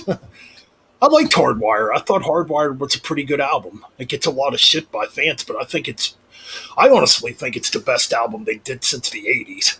I know that's going to be controversial, but I like Hardwired. There might be like one or two tracks on Hardwired I don't really care for, but I thought the rest of the album, for the most part, was pretty good. Especially Spit Out the Bone. Spit Out the Bone freaking rules. Sent you one. I'm in a little bit of an AC/DC mood. Sent you one of the bootleg songs. Cool. All right, so up next, we're going to check out this band Cryptos. Let me find it here on good old YouTube.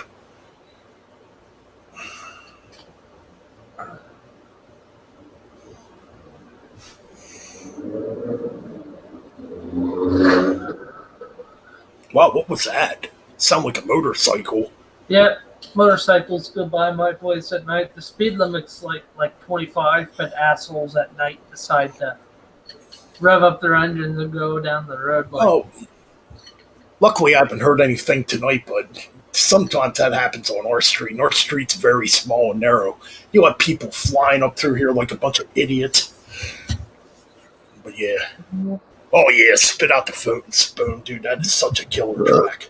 Now that we're Anyways. dead, yeah, Oh yeah, Cryptos. Okay. Cryptus. I'm going to get some water. I'll be right back. All right, what track was that? Afterburner. Okay. Excuse me, guys.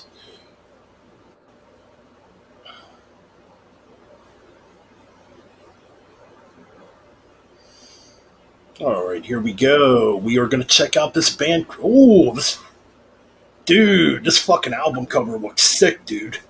Now, this definitely looks like some traditional metal here. Fuck yeah, man. Let's play it. This looks good.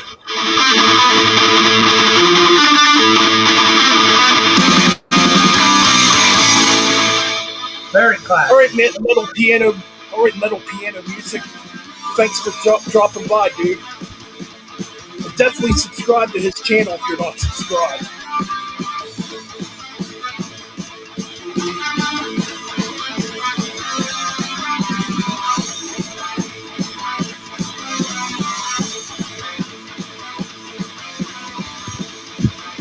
Oh, that reminds me.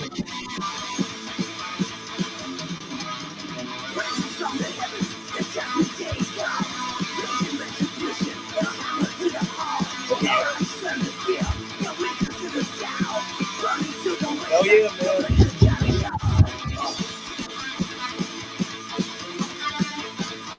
Might have to skip this one.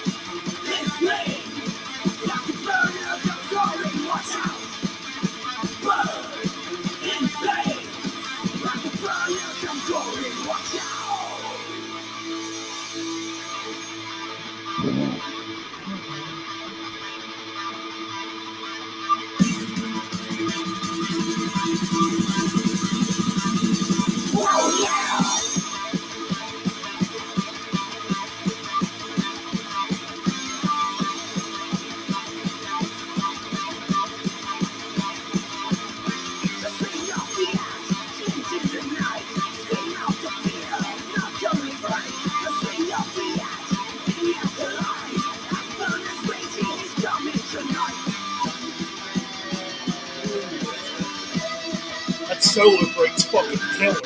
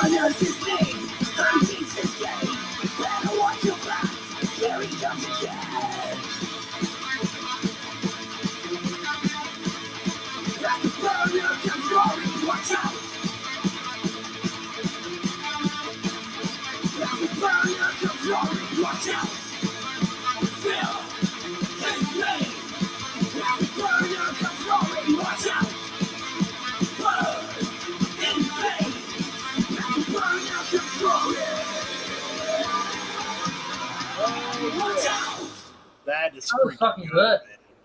That's really good. I got to get me some Cryptos now. That is really good. Reminded me Thanks of Exodus a little for bit. that. Oh yeah, Speed King always hooks us up good on here, man. Hell yeah. And I sent you Fucking two. bro. I sent you 2 songs, Ben. All right. I'm gonna play those here now. Yeah, Right? yeah, I kind of get that vibe too. The vocals remind me of Sodom. Like, yeah, like if Sodom was playing a more traditional heavy metal style, yeah. It's kind of what it reminds me of too. So we got some live ACDC coming up. All right. If I can get out of here. Because apparently the bootlegs fly under the radar. So I found that out that YouTube did not strike video for the ECDC bootlegs. So Well, now that's I good. know. So now I know I can. Ooh, looks like we got some Exodus coming up too. Hell yeah, man. All right, we got 2 ACDCs coming up. Hell yeah, Exodus might be. Here we go, bro.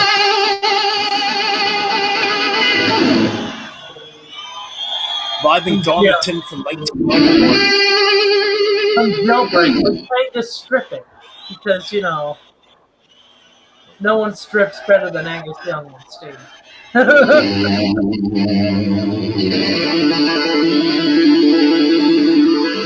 Holy shit, this track's 19 minutes long. This song's called Jailbreak.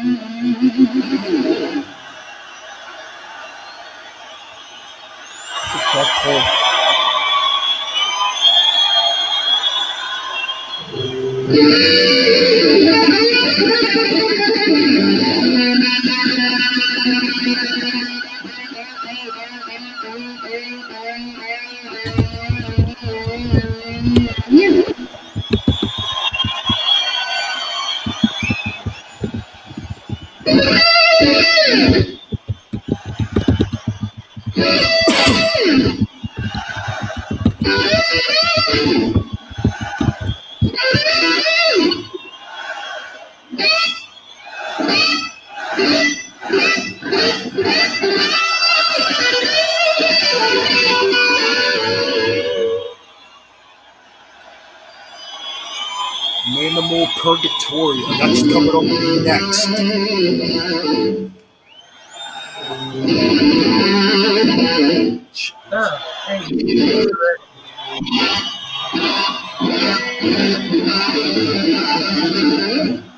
Hell yeah, man.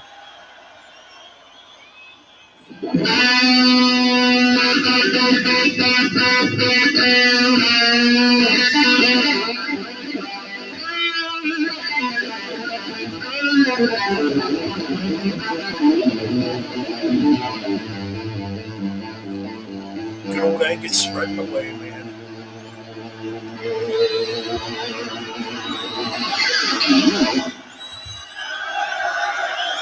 Brad likes it.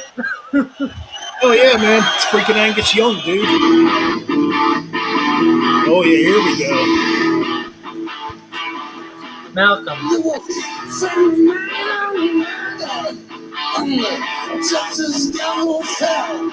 Like what Brian said. You found him guilty. Gave him 16 years in hell. He said, I just found my baby. I don't know. On the chain. I'm gonna make a change.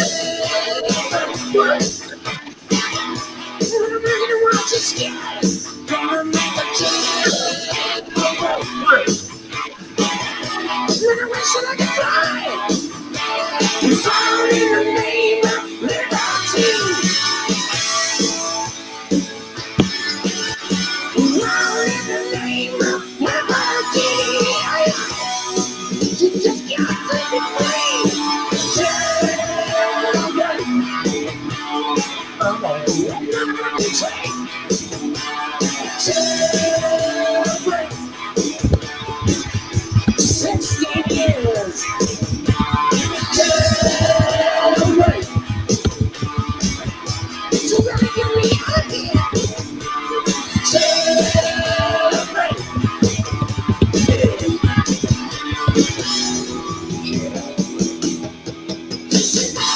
Here's one of your fools. By another man. I agree. She was down. He was ugly.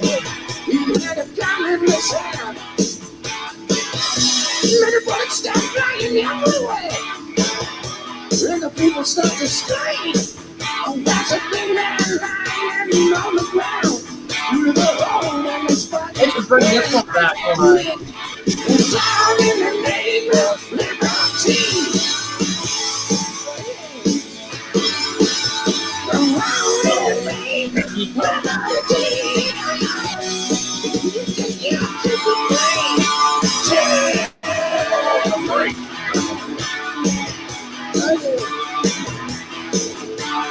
Celebrate.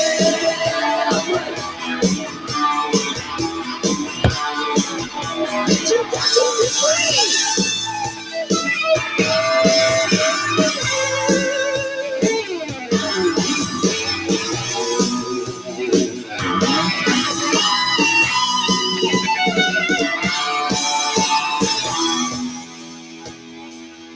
And they're saying the script coming. Chris Slade on drums. Right. Oh yeah, this is Chris Slade, yeah.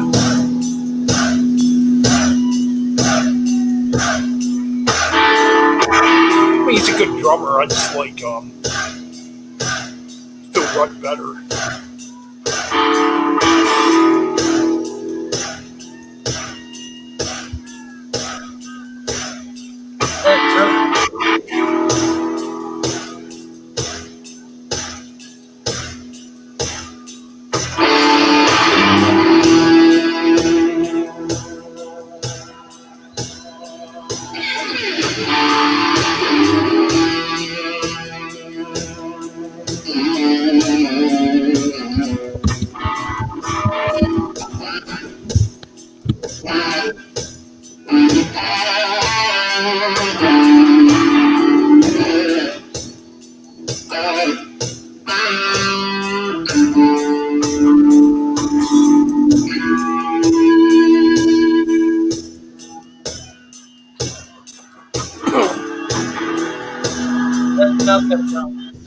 Doing that little riff.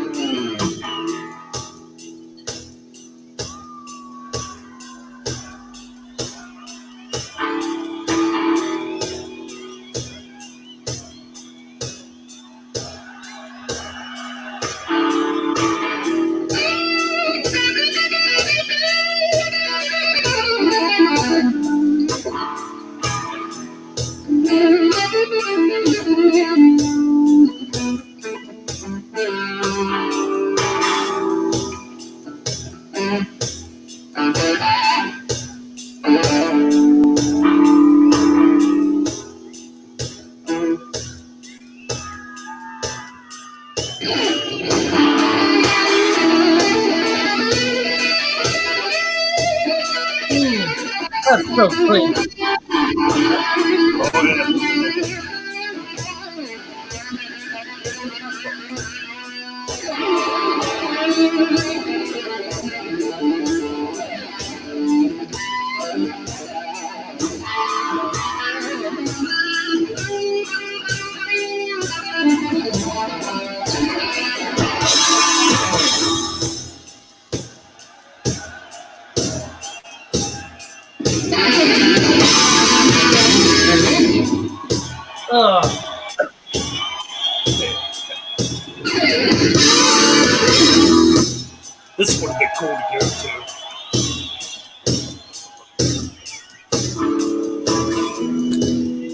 Oh, I love that little big mouth there.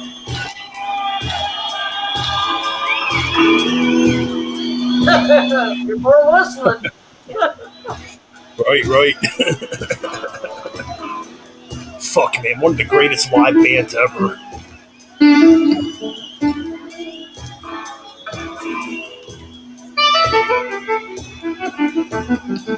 Yeah, I've never heard Angus did that before. Yeah, I'm not used to Angus Young doing volume 12. That's kind of cool, actually.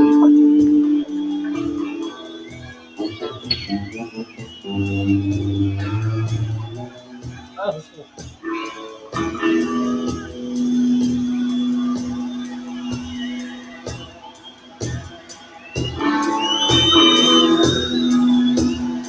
No one strips better than Angus. Right. Oh, yeah. The best at it.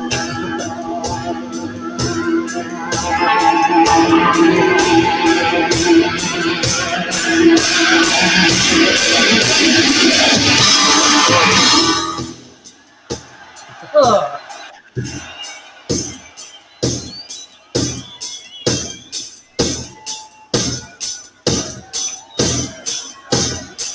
We're playing on drums.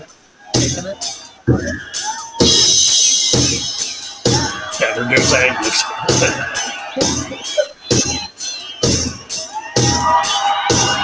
Oh, fuck it.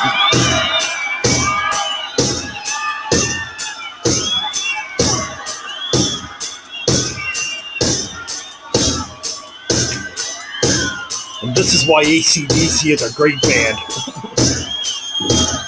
This is why they put on the best shows. I'd love to see him live.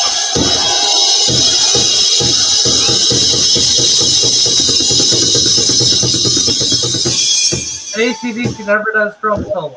So that's kind of cool.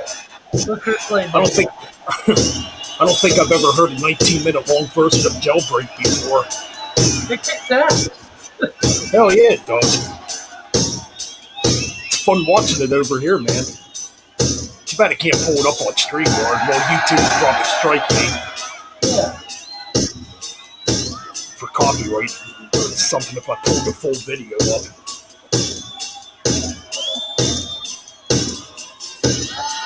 Uh-oh, Angus is stripping. Oh, Christ, man.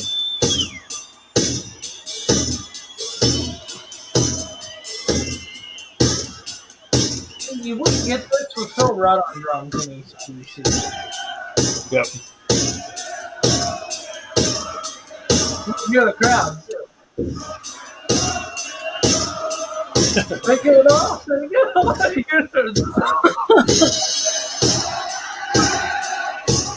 Fucking Chris Slade's laughing his ass off. It's pretty funny.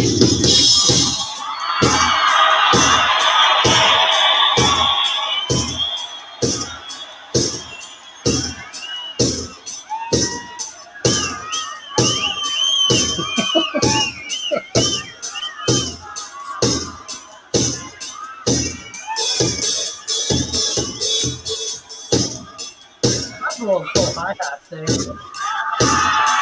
Uh-oh, here it comes.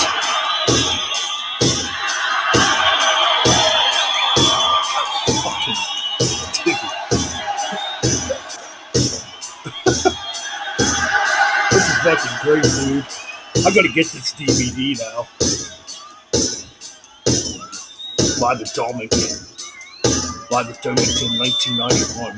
But I have the live Pro Bowl in 1996. I need to get that too. They're pretty easy to come by. Uh-oh. Here comes the short.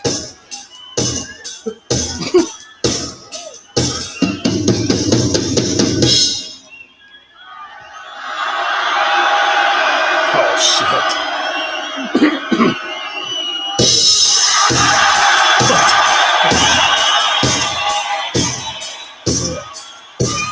God, man, this is... So the crowd's into it. Hell yeah, man. Fucking Angus, man, he's a great performer, dude. I just like the video because Chris Slade seems like he's having a good time on drums. Oh yeah, he's having fun, man. You can tell he's laughing his ass off.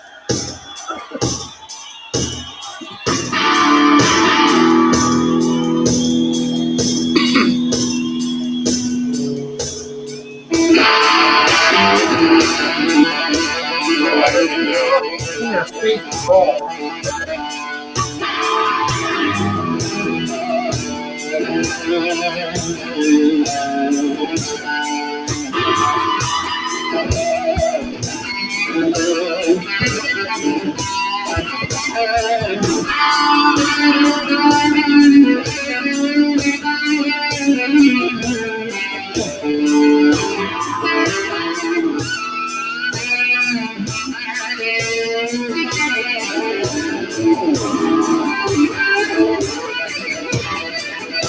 Yeah, bitch, right.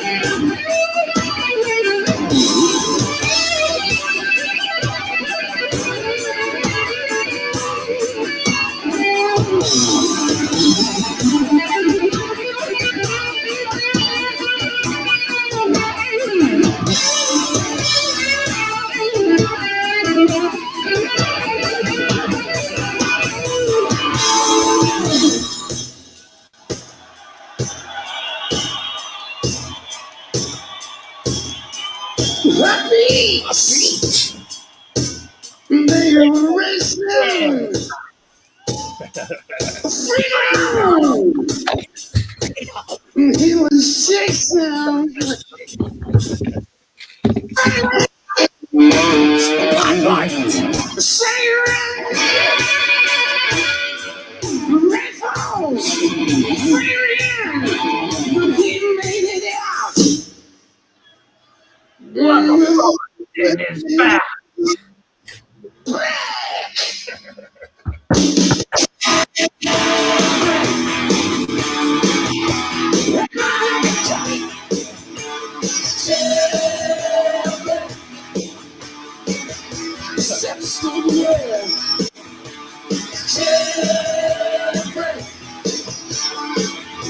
You're gonna get me out of here.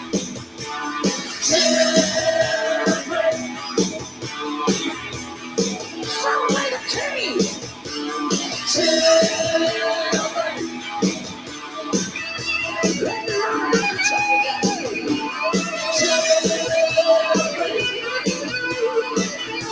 Get me out of here.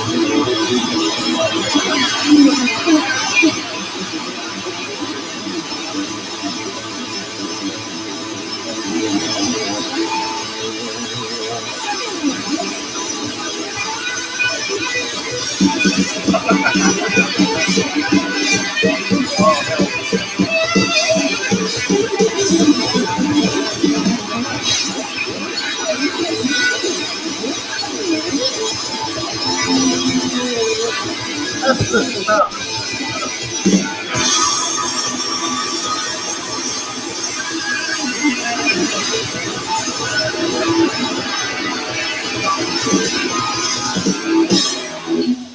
How would you rank that performance? Dude, that was a lot of fun to watch. That's a 10 out of 10 right there. Fuck that. That's like an 11 out of 10. That performance. That was freaking good, man. Jailbreak. Live at Domington. I remember hearing about that concert 2 years ago. In fact, I might have seen it like when I was younger. that was later on, towards the end of the Razor's Edge tour. So that was after the 1991 Moscow thing with Yeah, Metallica. that was fucking good, man. Man, that just makes me want to see AC/DC live now. That's one band I haven't seen live either. I saw him live in 2015. Best show I've ever seen. So I do apologize to anybody out there that was pretty irritated by us playing a 19-minute long song. Well, a live performance. I mean, the real track's like around 5 minutes long, but that's a lot of fun to watch, though. All right, we got a song. And you know what's funny? A lot of the great guitar players point the very first shredder was Angus Young. A lot of these metal guitarists say, "Well, who's the first shredder?" Everybody points to Angus because I don't think there was anybody before AC/DC that really shredded as hard. Maybe Hendrix. That's a stretch. I mean, there's a couple. Yeah. Oh, yeah. But yeah, not really anybody like Angus Young before Angus Young. No. Like, it definitely makes sense. Everybody now, likes Malcolm. Everybody likes to exclude them from like the top 5 and top 10. Right. Yeah, Malcolm might be the better lead guitar player, but nah, Angus definitely deserved that spot due to the fact that Angus is more of a showman, or Angus was more of a showman than what Malcolm Young was, you know. So it only made sense for Angus to be the lead guitar player. Oh, there's a song off of Ball Breaker I sent you. Have you heard the song "The Führer"? That's a good song. But Speed King has a request I'm going to hit first. Manimal. Is that what it's called? Manimal. Purgatorio. Okay. Let's check this band out. The band is Manimal. And the track is Purgatorio. All right.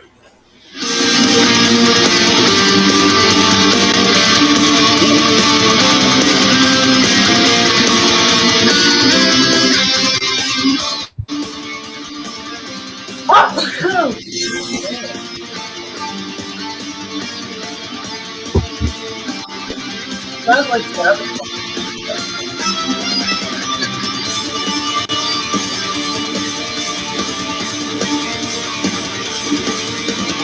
I am alive, and the guidance for your lost and empty souls. So glorified. Oh yeah, like it so far. I for the night, as a punishment, I'm spreading my disease. I did no lie.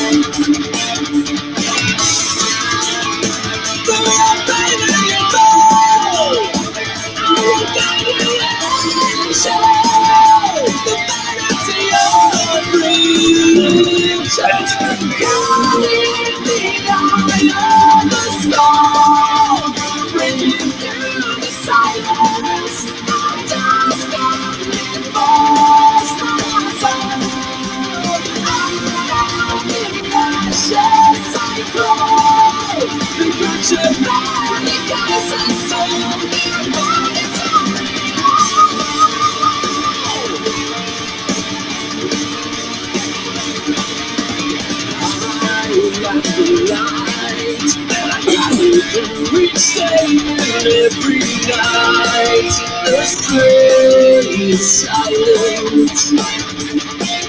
A voice from within, residing in the shadows of mankind, beats on despair. Go outside and you know, I will get you out of the shadow. The vanity of the breeze.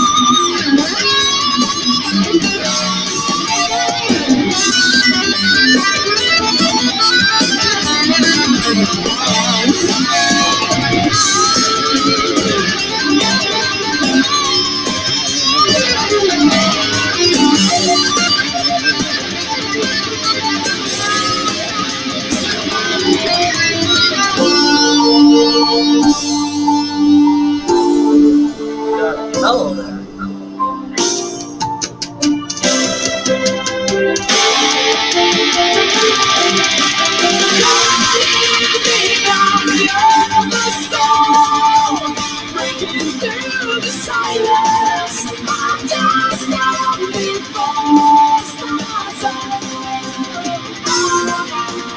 Ashes I know. The future finally guides us all. You want it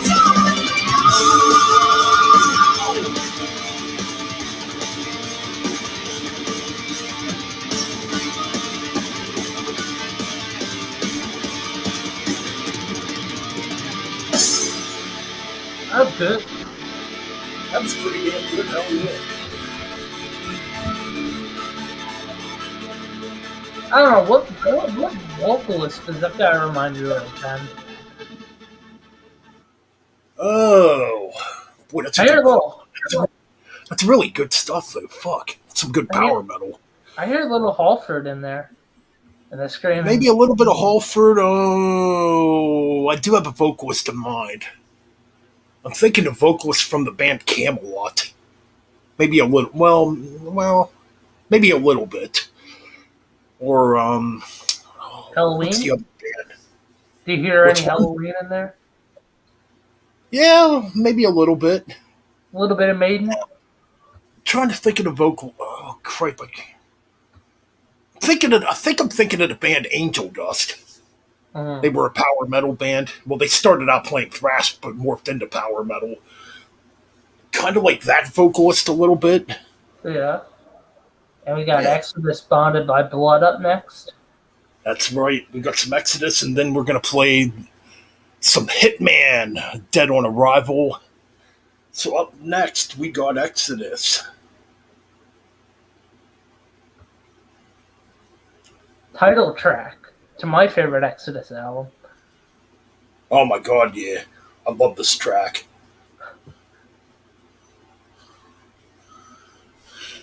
All right. Because there's murder in the front row, the crowd begins to bang, you know? Yeah. You know what's coming up. So bang your heads against the stage. Metal takes its place, bonded by blood.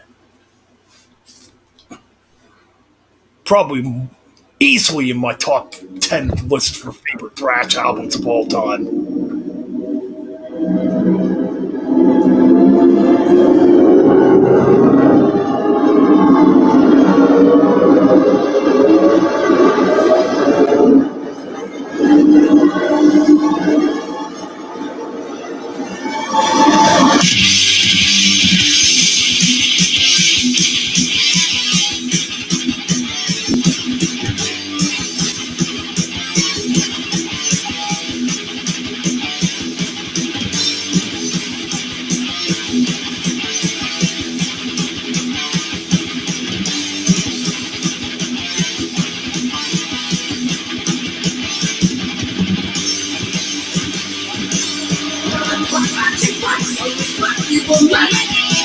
Precisely the play. Metal and black in the camera's wall. Everything has dismay. Takes the sweet line of one another, sharing the common dream. Bang your hands and look from the dead. Takes metal is all that you need. Murder in the front crowd, comes to bang and the blood on the stage. Bang your head against the stage and metal takes its place. Bonded by blood.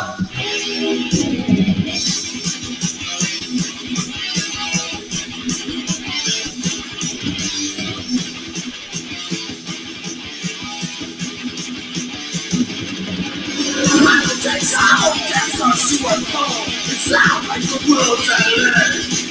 You're the bad guy, the metal won't stop. I'm looking to say back and climb. Cutting your brow, tripping your blood. The power that you have let down. You fail the need, go out to kill. Say they jump up from our shell. Murder in the front crowd, probably some bang in the blood on the stage. Thank you. The stage of metal takes its place. Bonded by blood.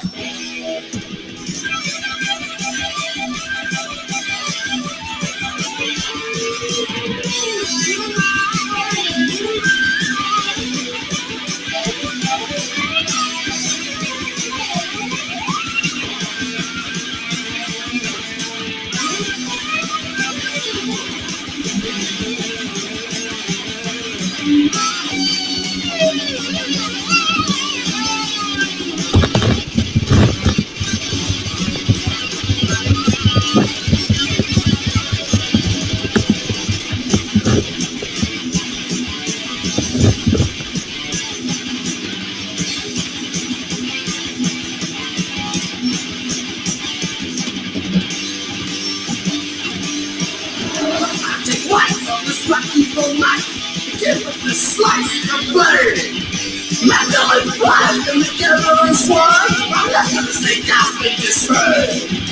Texas say blood, one another, sharing without a degree. I don't have a zip up from the dead. Touchdown is all that you need. Murder in the front, wild crowd gets the bag, and there's blood upon the skin. My hand against the stage and metal takes its place, haunted by blood.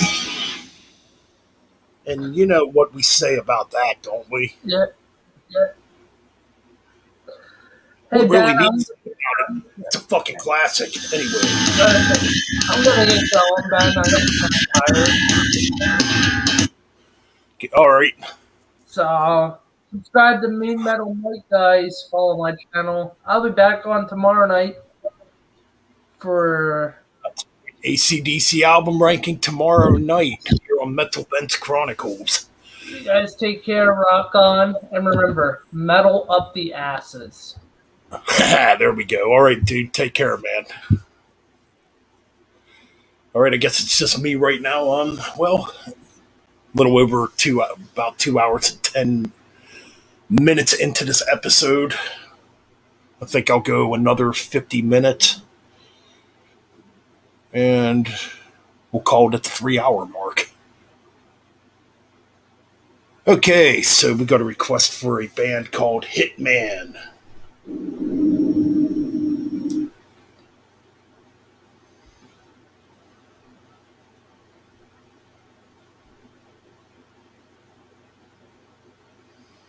So up next, we got a band called Hitman, and the track is called Dead on Arrival, requested by the one and only Speed Motherfucking King. Here we go.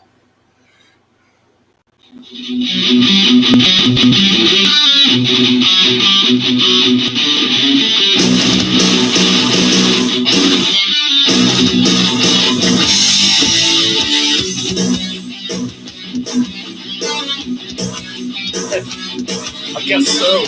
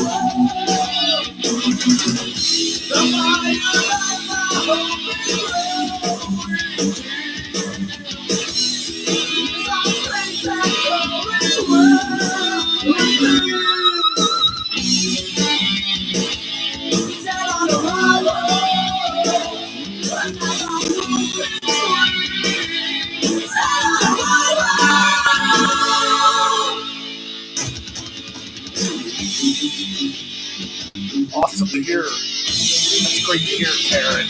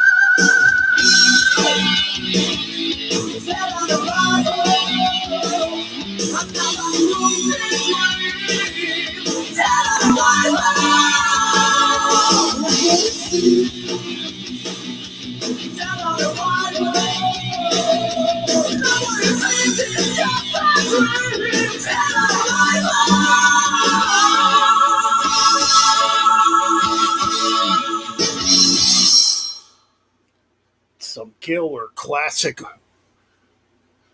80s heavy metal right there with Hitman, Dead on Arrival. Man, you can't believe the metal knowledge and collections that some of us here have. Some sick collections. Dude, I agree, man. There's some people on here that have like great collections, like freaking my good friend Darcy, Six Strings Nine Lives. Great YouTube channel. He has a great collection, really cool guy. Scott Waters from No Life Till Metal. Massive freaking collection. Another really cool guy who, keeps on telling me to keep doing this. you know, I mean, that's pretty cool when you have people like that that actually like your channel, you know. But yeah, he's got a massive collection. Oh, there's quite a few on here that have massive metal collections. Oh, I'm trying to think of this other YouTuber. There's a few YouTubers out there that have great cassette mayhem. Dan Powers. Dan Powers has a great heavy metal collection. A lot of cassettes in his collection. Yeah, dude, Scott's got a scary collection indeed, man. He's been collecting for years, though. Like, I first found out about Scott Waters through his website back in 2000.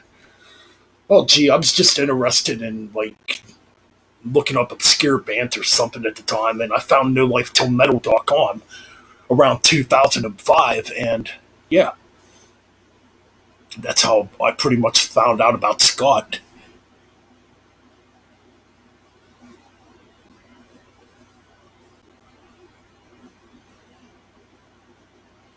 Well, thanks, Karen. I really appreciate it. I definitely appreciate your support. Oh, geez, my collection. I need to count my CDs, dude. I'm gonna say I have like 2 or 3 thousand CDs. Now vinyls, I don't have.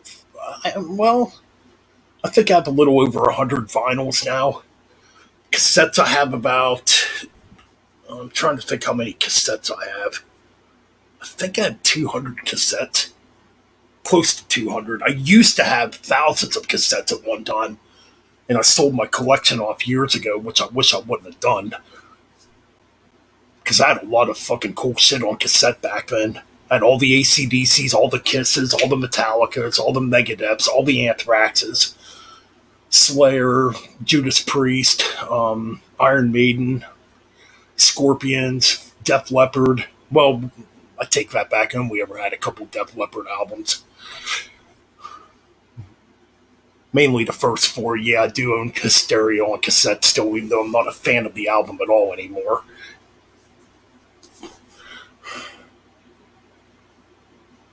Yeah, Scott definitely knows his stuff, man. Yeah, but yeah, Scott, Darcy, Cassette Mayhem, Dan, my friend Mark G with a C. I'm pretty sure you guys know who he is. He plays in the band Enhancement, Death Doom band that is actually back together right now. I just got their CD too. I didn't even actually realize he was in that band till like over the summertime. Like maybe back in June, I found out. And I'm like, huh. And he was signed to or his band was signed to Century Media Records back in. Oh yeah, it was Marty Worm. Is how I found out about Mark G with a C being in that band Enhancement and being signed to Century Media Records at one time. You know.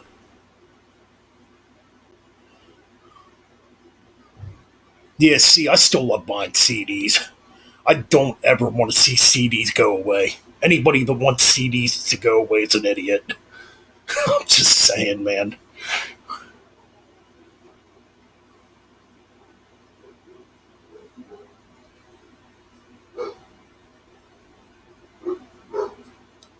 Thank you.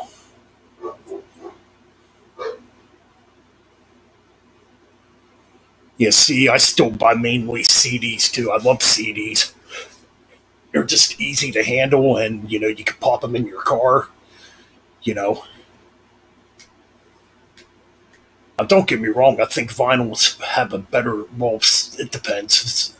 I think a lot of vinyls might have a better sound, but I still love CDs. It's much easier to handle, and yeah, that's pretty much it.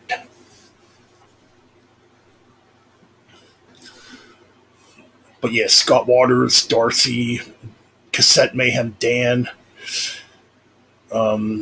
Mark G with a C. Fuck, there's a bunch of guys on here that have great metal collections.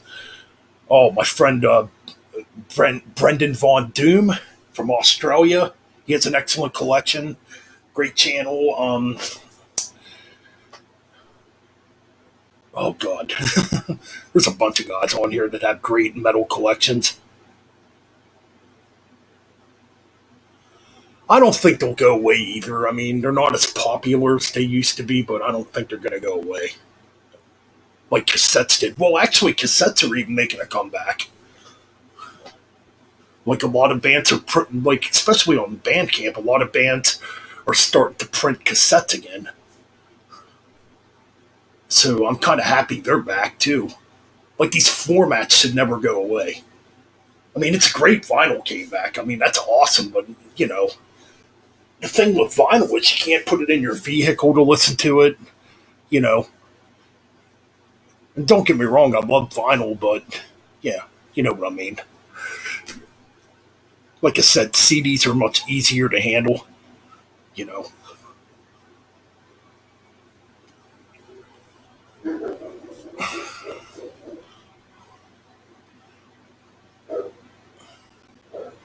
hell no, they won't. Nope, CDs will never disappear, dude. In fact, I encourage make CDs popular again. God. Anyway, I mean, yeah, it's a great format. I like it, and I'll still keep buying CDs too.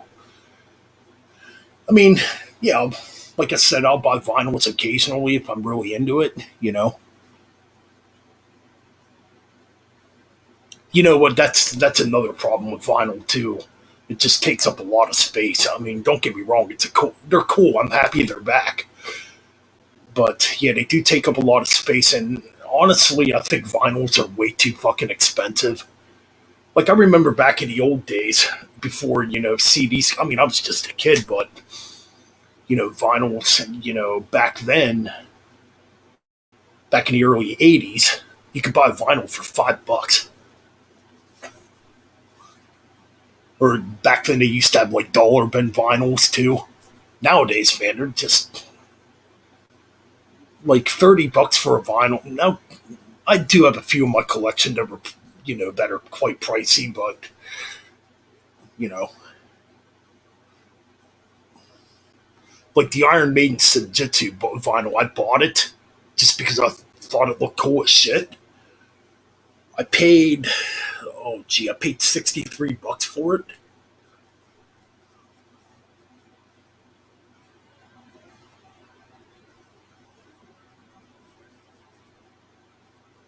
I mean, yeah, that could probably be true too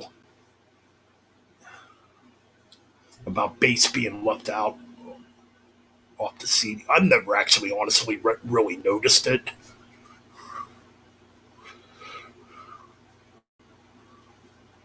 I mean, don't get me wrong, vinyls do sound fucking great, man. And I'm happy they're back. Like I said, I just think they're way too fucking expensive. Not to sound like a cheap ass or anything, but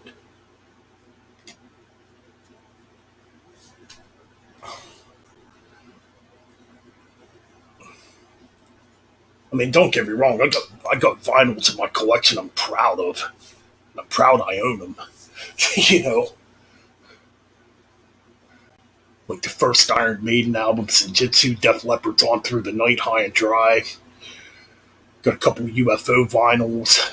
Got a bunch of Uriah Heep vinyls. I got Black Sabbath. I got Black Sabbath Born Again on vinyl.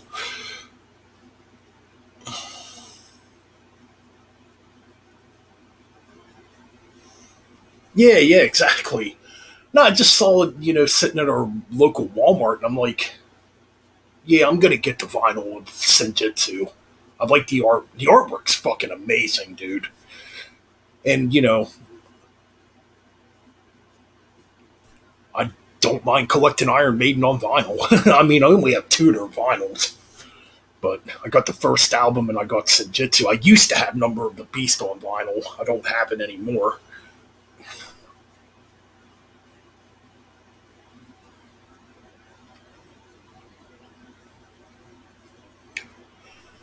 You know what? That's a good cover album. I know Hatebreed gets a lot of shit for being a metalcore band or whatnot, but I've seen Hatebreed live 3 times. I've met the band a couple of times. They're fucking cool dudes.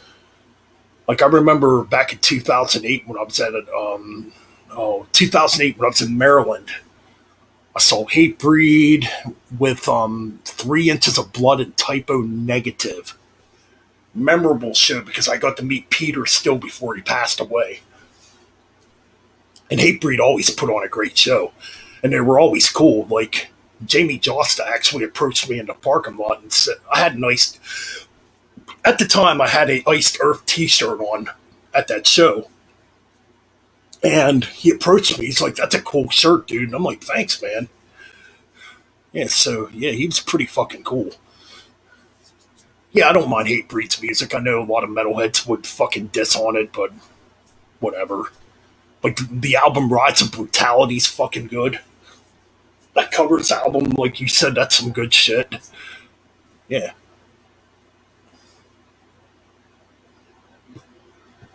So, yeah, I got to meet Jamie Joster. I got to meet the rest of the band a couple other times, too. And they've always been really cool when I met them. So, I have no gripes.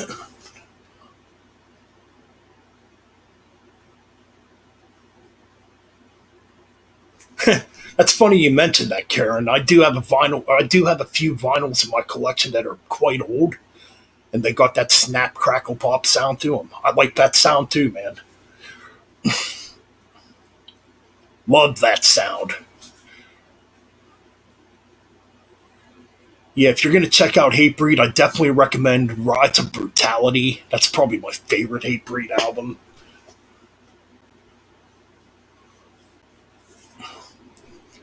I used to have a fucking Hatebreed t-shirt, but it got destroyed. I bought it at a Hatebreed concert way back in 2005, too, when I saw them with Exodus and Napalm Death. Man, I wish that shirt was still in good shape. I still have the shirt, too, I think, and it's fucking in terrible shape now. I can't even wear it no more. But on the back, it said, "Your doom awaits you." It was a really cool shirt. In fact, that's a badass Hatebreed track. I'm going to play that. Hold on. But yeah, unfortunately, Hatebreed's one of them bands that gets frowned upon in the metal community for being metalcore, whatever the fuck. I never thought Hatebreed was really metalcore, but it is what it is.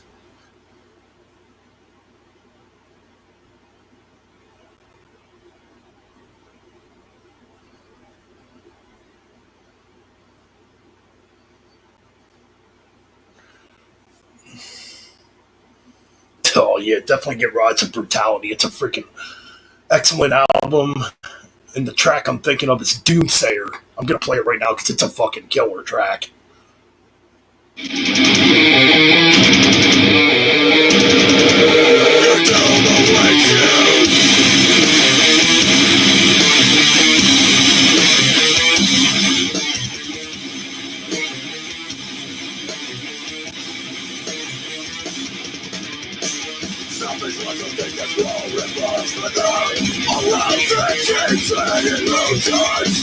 Nothing but the answer always out today. I wish you misery now.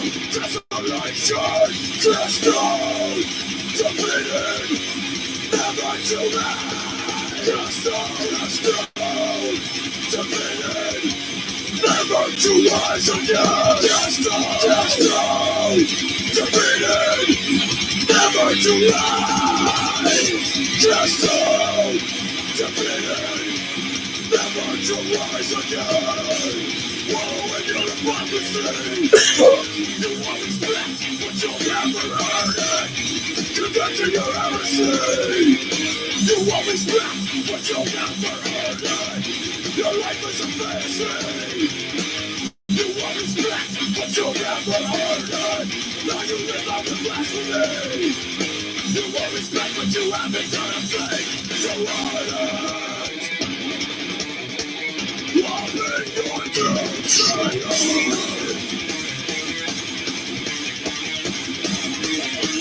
motherfuckers! You're the overweighted!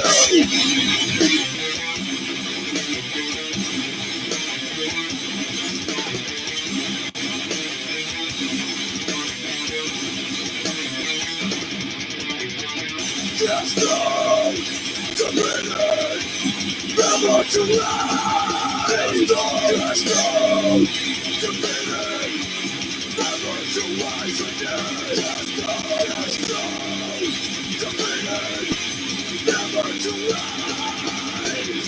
Just now, defeated, never to rise again. Wallow in your hypocrisy. You always bless what you'll never earn it. Condemn to your heresy. You always bless what you'll never earn it. Your life is a fantasy. You always bless what you'll never earn it. Now you live out your blasphemy. You always bless what you haven't done shit to earn it.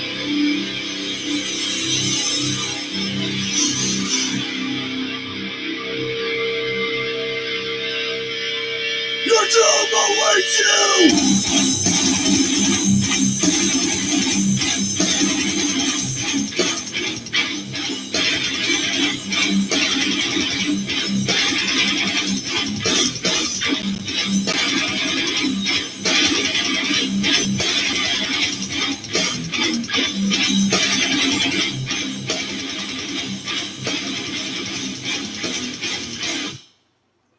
And that's fucking Hatebreed with Doomsayer from their 2005 album, The Rise of Brutality. And, alright, just reading the comments here. And the liner notes with all the band's thank yous. Oh, yeah, you're talking about the inside of the CDs and the cassettes. Oh, I used to read those all the time.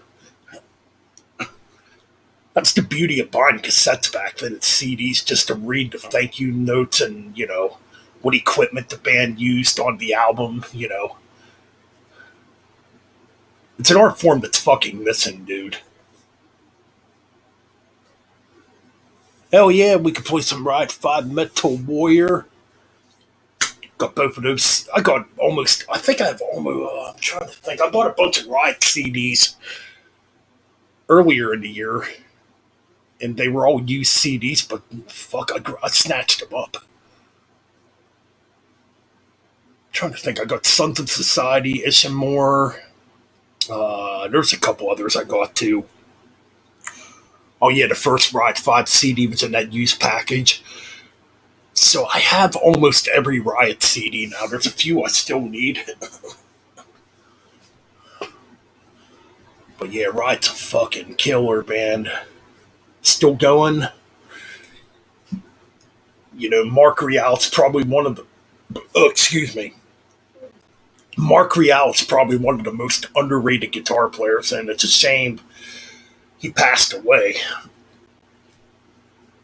But a great guitar player, and, Riot still goes on in his memory.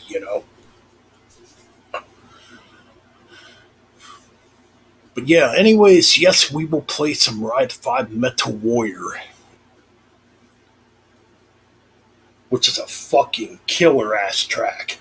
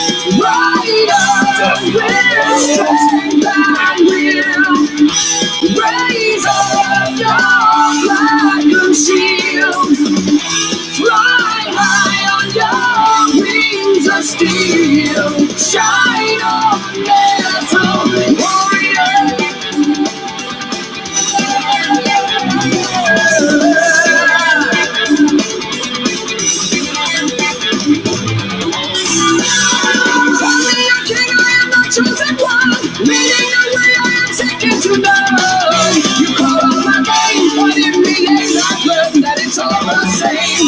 From the life of foolish countries I run, this country turned the life what's called my own. I live my life fast and now I'm running from my checkered past. Raise up this up to our brother man. Johnny, lead us to your promised land. Ride on with strength and will. Raise up your flag and shield. Fly high on your wings of steel. Shine on, metal warrior.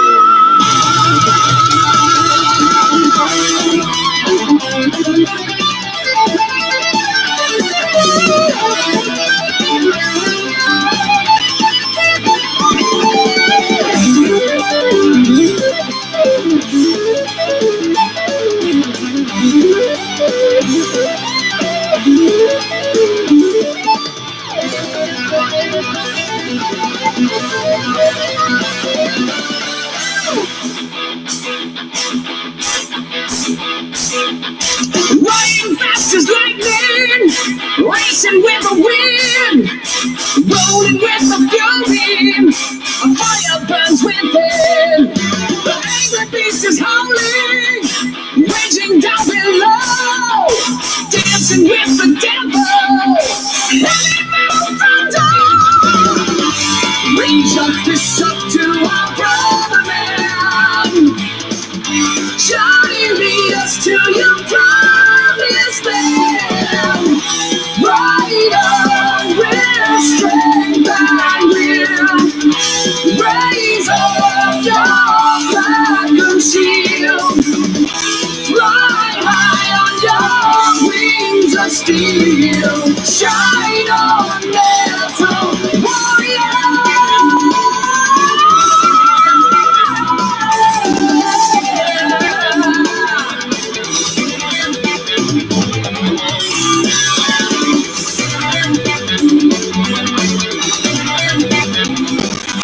Shine on, metal warrior.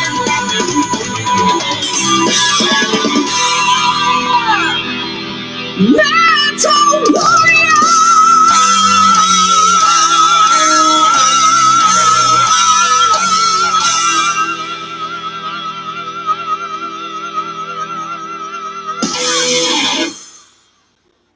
Ooh, Van Ee's fucking right.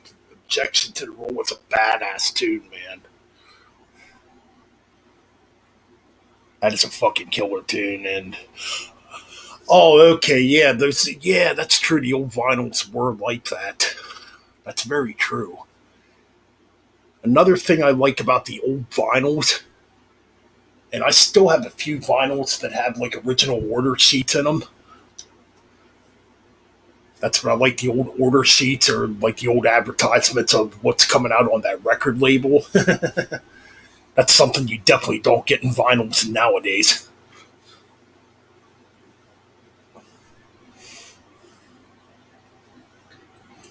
So up next, we got some Van Ees. Peter Dirk Snyder, the youngest brother of Udio Dirk Snyder. A band that definitely needs to make a comeback because they can write some stellar, solid heavy metal too.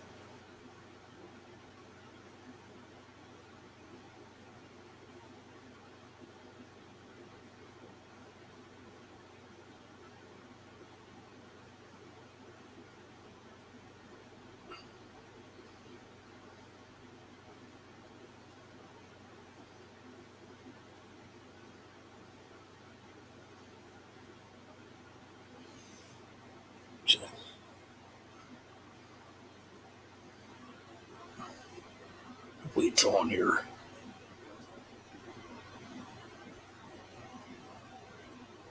Huh. Really?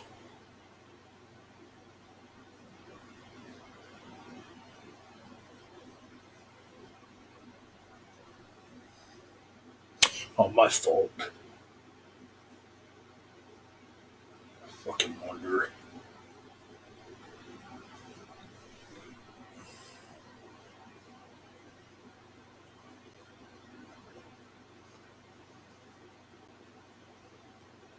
All right, we got some Van East coming up from the Raw album, which was his last studio album he made up to this point. And the track we got coming up, if you love fucking Accept, if you love Udio, you'll fucking love this. Exception to the rule. Raise those fucking horns.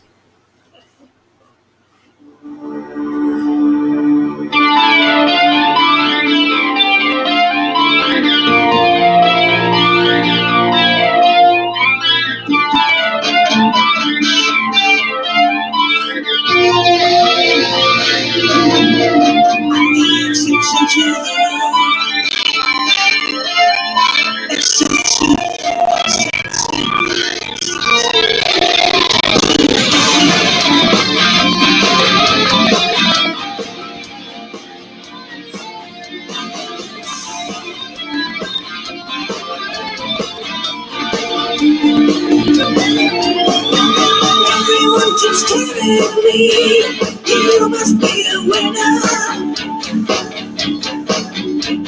Strive for money and fame, the only way to get on. So don't try to break the rules. Society is written down for you. I'm the exception to the rule. Don't wanna be like you. Exception to the rule. Just different, not a fool. Exception to the rule. Exception to the rule. Exception to the world you create for me is full of lies and anger. I keep on living my life, no need to be a winner. No getting out of my way, nobody needs to foolish games to play. Exception to the rule. Don't wanna be like you. Exception to the rule. Just different, not a fool. Just different, not a fool.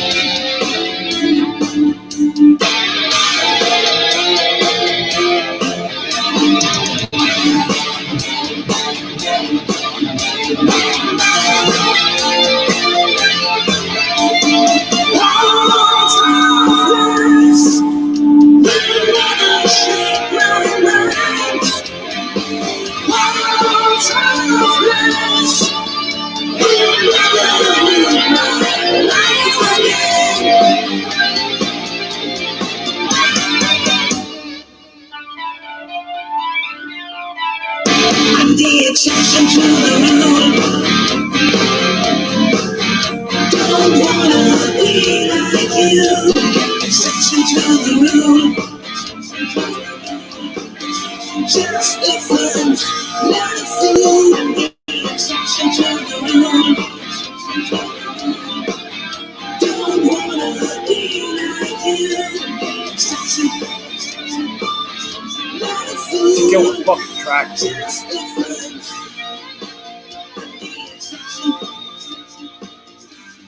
Man, I'm just gonna buy these 4 Van East CDs, but Jesus Christ, they're expensive on fucking eBay. I mean, eventually I'll get them. Ooh, we got now spinning TV in the house. What's up, dude? Now we got a fucking party going on. Oh, man.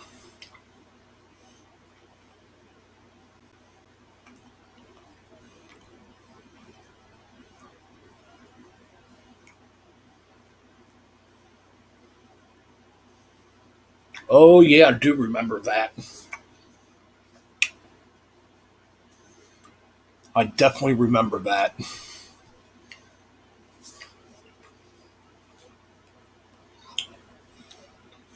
Like, don't get me wrong. Like I said, I'm happy vinyls are back, but again, I don't. I would definitely agree. Vinyls are definitely not pressed the way they used to be pressed. Yeah, that's very true. Don't mind me, I'm chewing on some fucking antacid.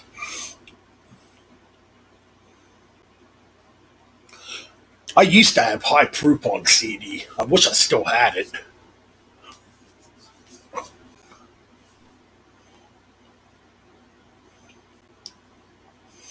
Yeah, they're pretty hard to come by. I wish they would get I wish they would get reissued.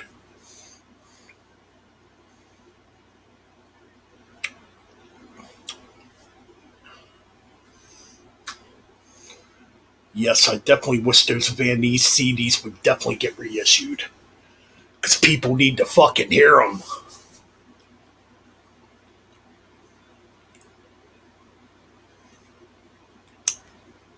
I know I dropped the F word a lot, but this is not a PG rated channel, so.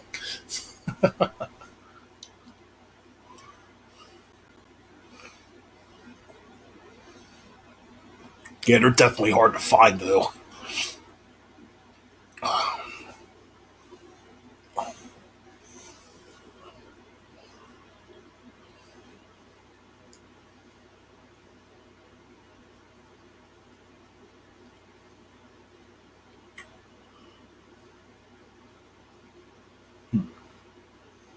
Just looking here.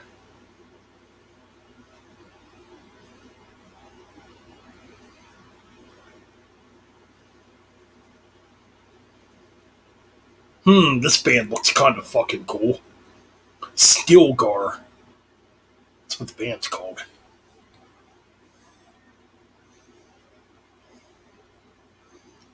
I'm gonna check this band out. Stilgar.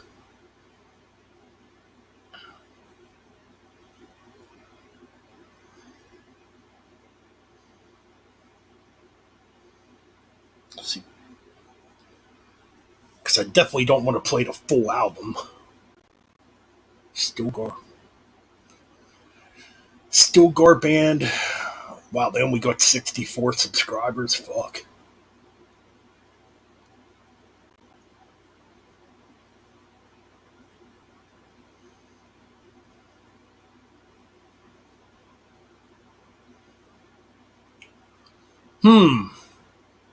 Yeah, let's check this fucking band out. What's going on, Jacob? What's up, dude? How are you doing, man? How's it going, dude?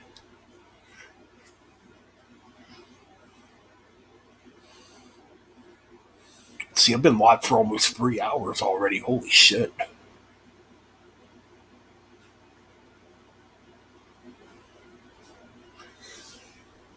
Okay, well,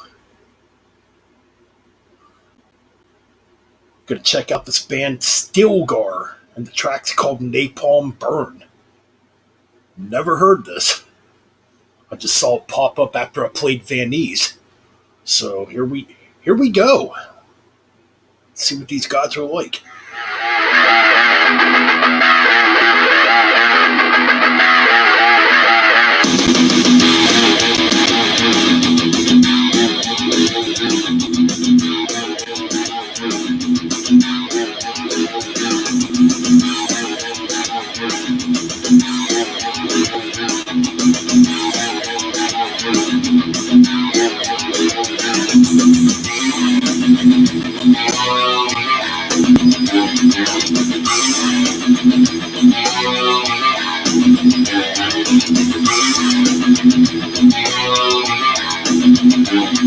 Kind of sounds like Metallica.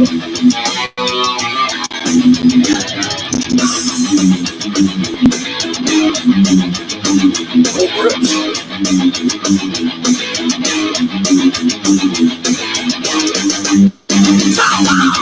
Rain and smoke, agonizing pieces bleeding on the floor. White house, straight out dead. A circle of chilling in the sleeping bed. That's it, what's that land? Purgatory, last demand. Drop more burning flames. If it's full of cremating afraid. Neighbor burn.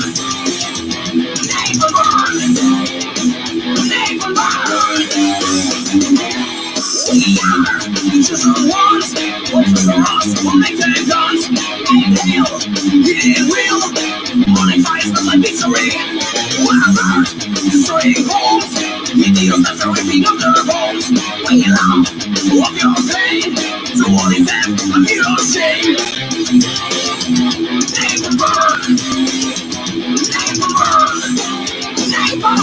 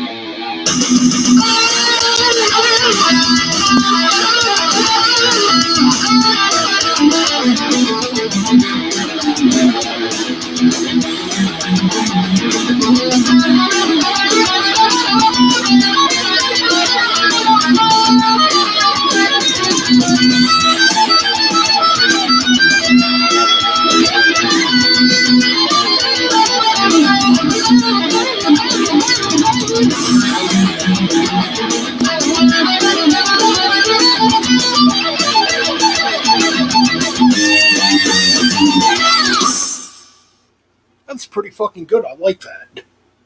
It definitely reminds me of early Metallica. I can definitely hear like the early Metallica influence in there. Maybe a little bit of Metal Church. That's good. I like it. I might have to try to track that down and see if you can still find it on CD.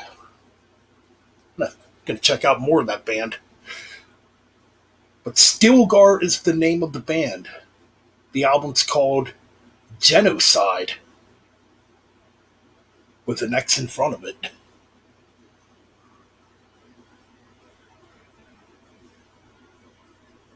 Yeah, it's pretty damn good. And we got a request for some Hammerfall. Another great album too, Renegade.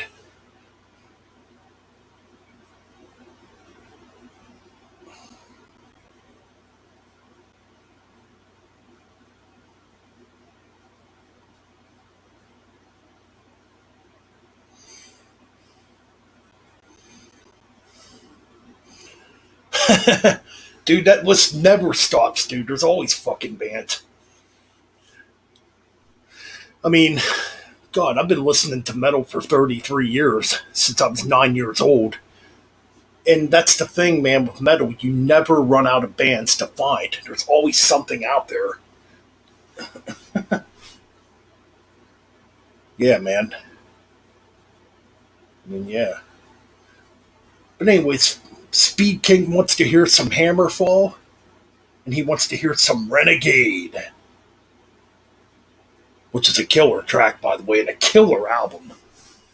Gotta give me some Hammerfall on CD again. I used to have some Hammerfall, then I don't have them anymore though. I mean, the first album I ever bought by them was the first album, obviously, Glory to the Brave. And I had Renegade on CD at one time. But yeah, let's play some Hammerfall.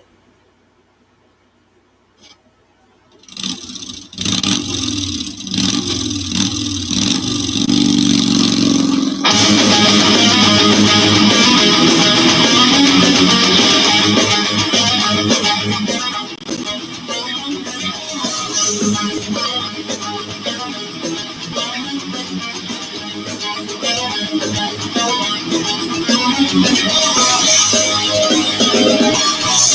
the outlaw stands alone beneath the burning sun. The raging badlands now is his home.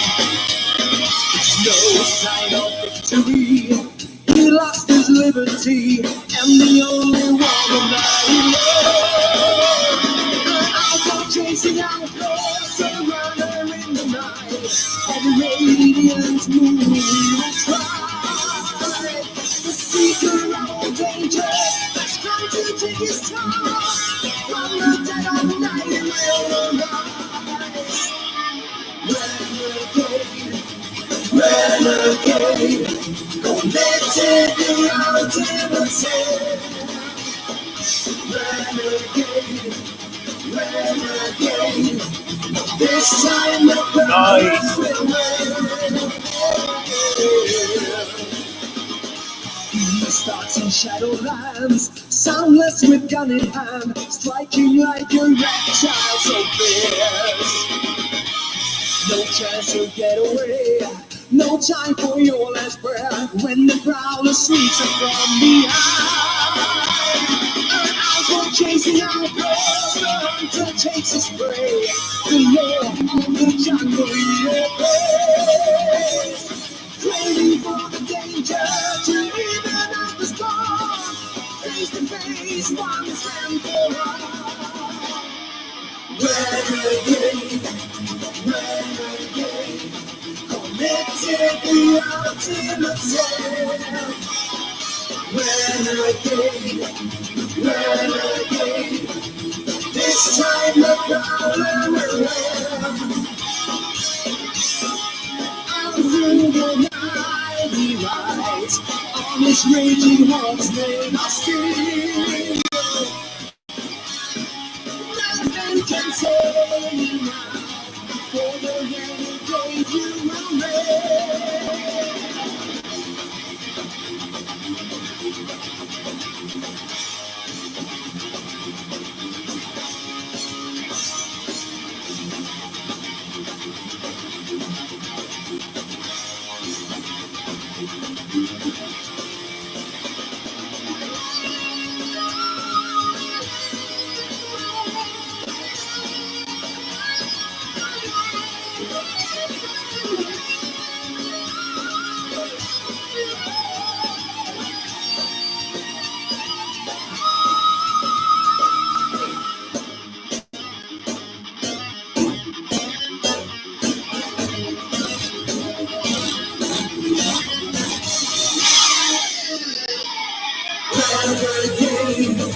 Renegade, committed the ultimate sin. Renegade, this time the prowler will win. Renegade, committed the ultimate sin. Renegade, this time the prowler will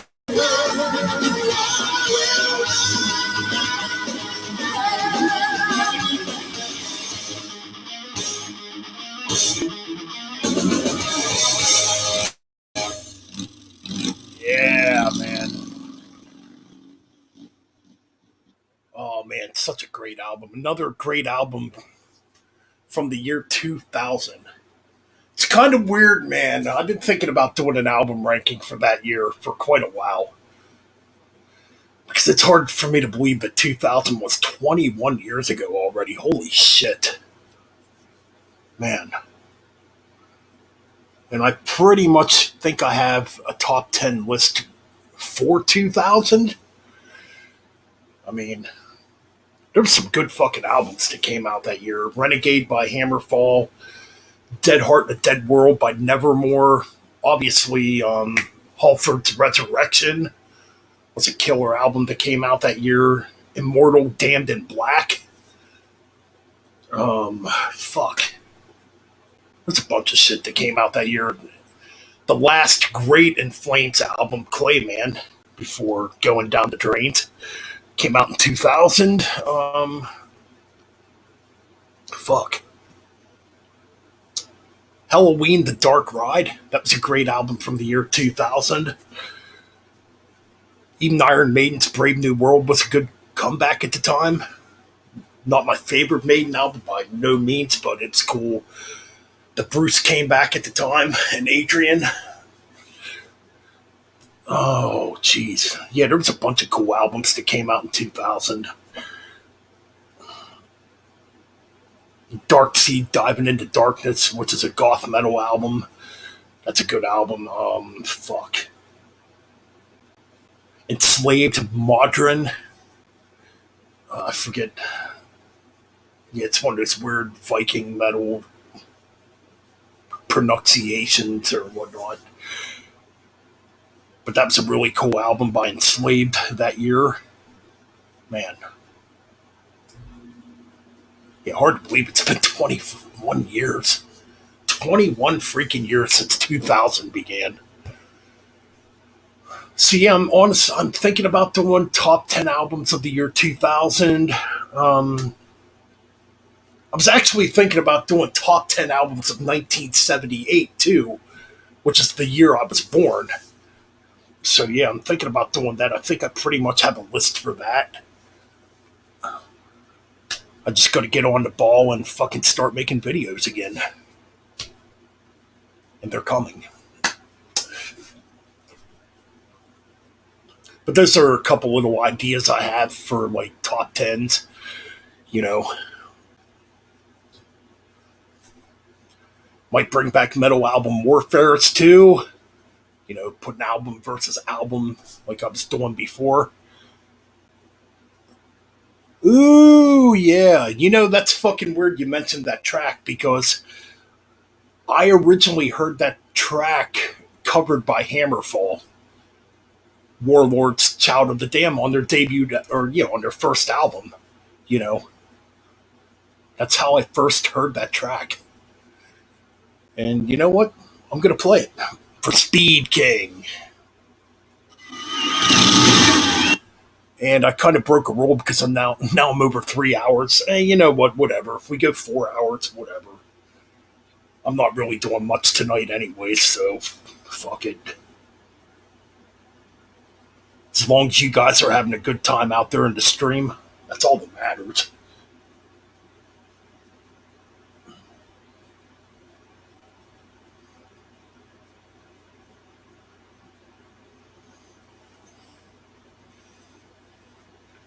Fuck yeah, man. We got 7 viewers. That's fucking badass. Alright, here we go with Warlord, Child of the Damned, which we've played Warlord on here before. One of Metal Blade Records' first ever signings way back in the early 80s. And this is just absolutely classic. I did a reaction video for this track like 2 years ago. I think it's been 2 years, close to 2 years ago anyway. Here we go with Warlord, Child of the Damned. Oh yeah, man, we always crank it up loud around here on Metal Ben's Chronicles.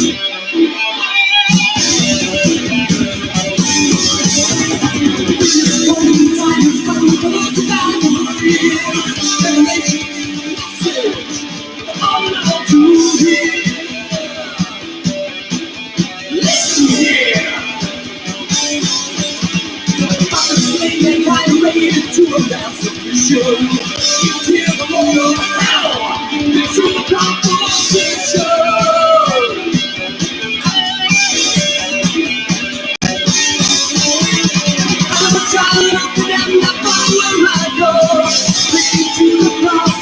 Oh, yes, oh.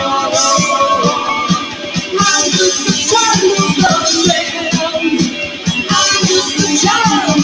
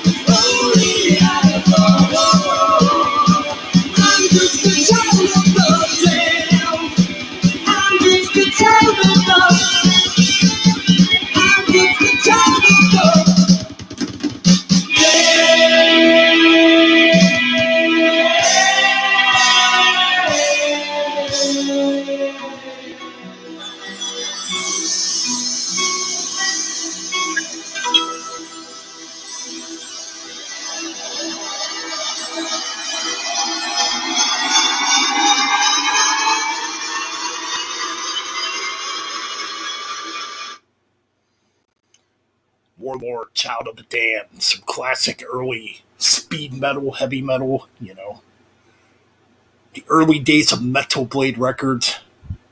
Fuck yeah. I am off after this track, bro. Catch you later. And yes, go back to doing some videos. Yes, they are coming back. I'm sure there's other people out there that would love to see the videos come back. Been kind of missing doing it too. Like just making videos, ranking shit, or, showing off some of my collection. I've been kind of missing that. And that's definitely going to be coming back. But thanks, Speed King, for joining in. As always, bro, you always provide a great time around here and always provide great tunes around here on Metal Ben's Chronicles.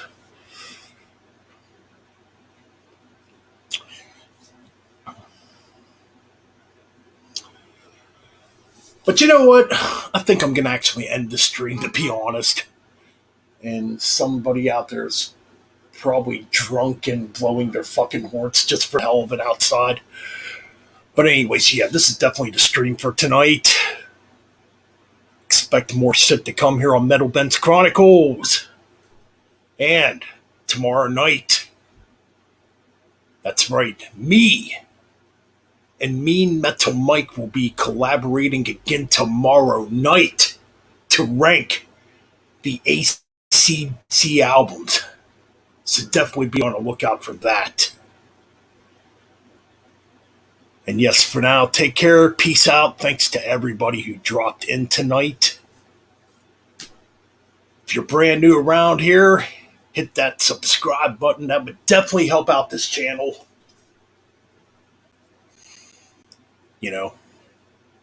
That's pretty much it for now. All right, guys. It's been fun. Peace out.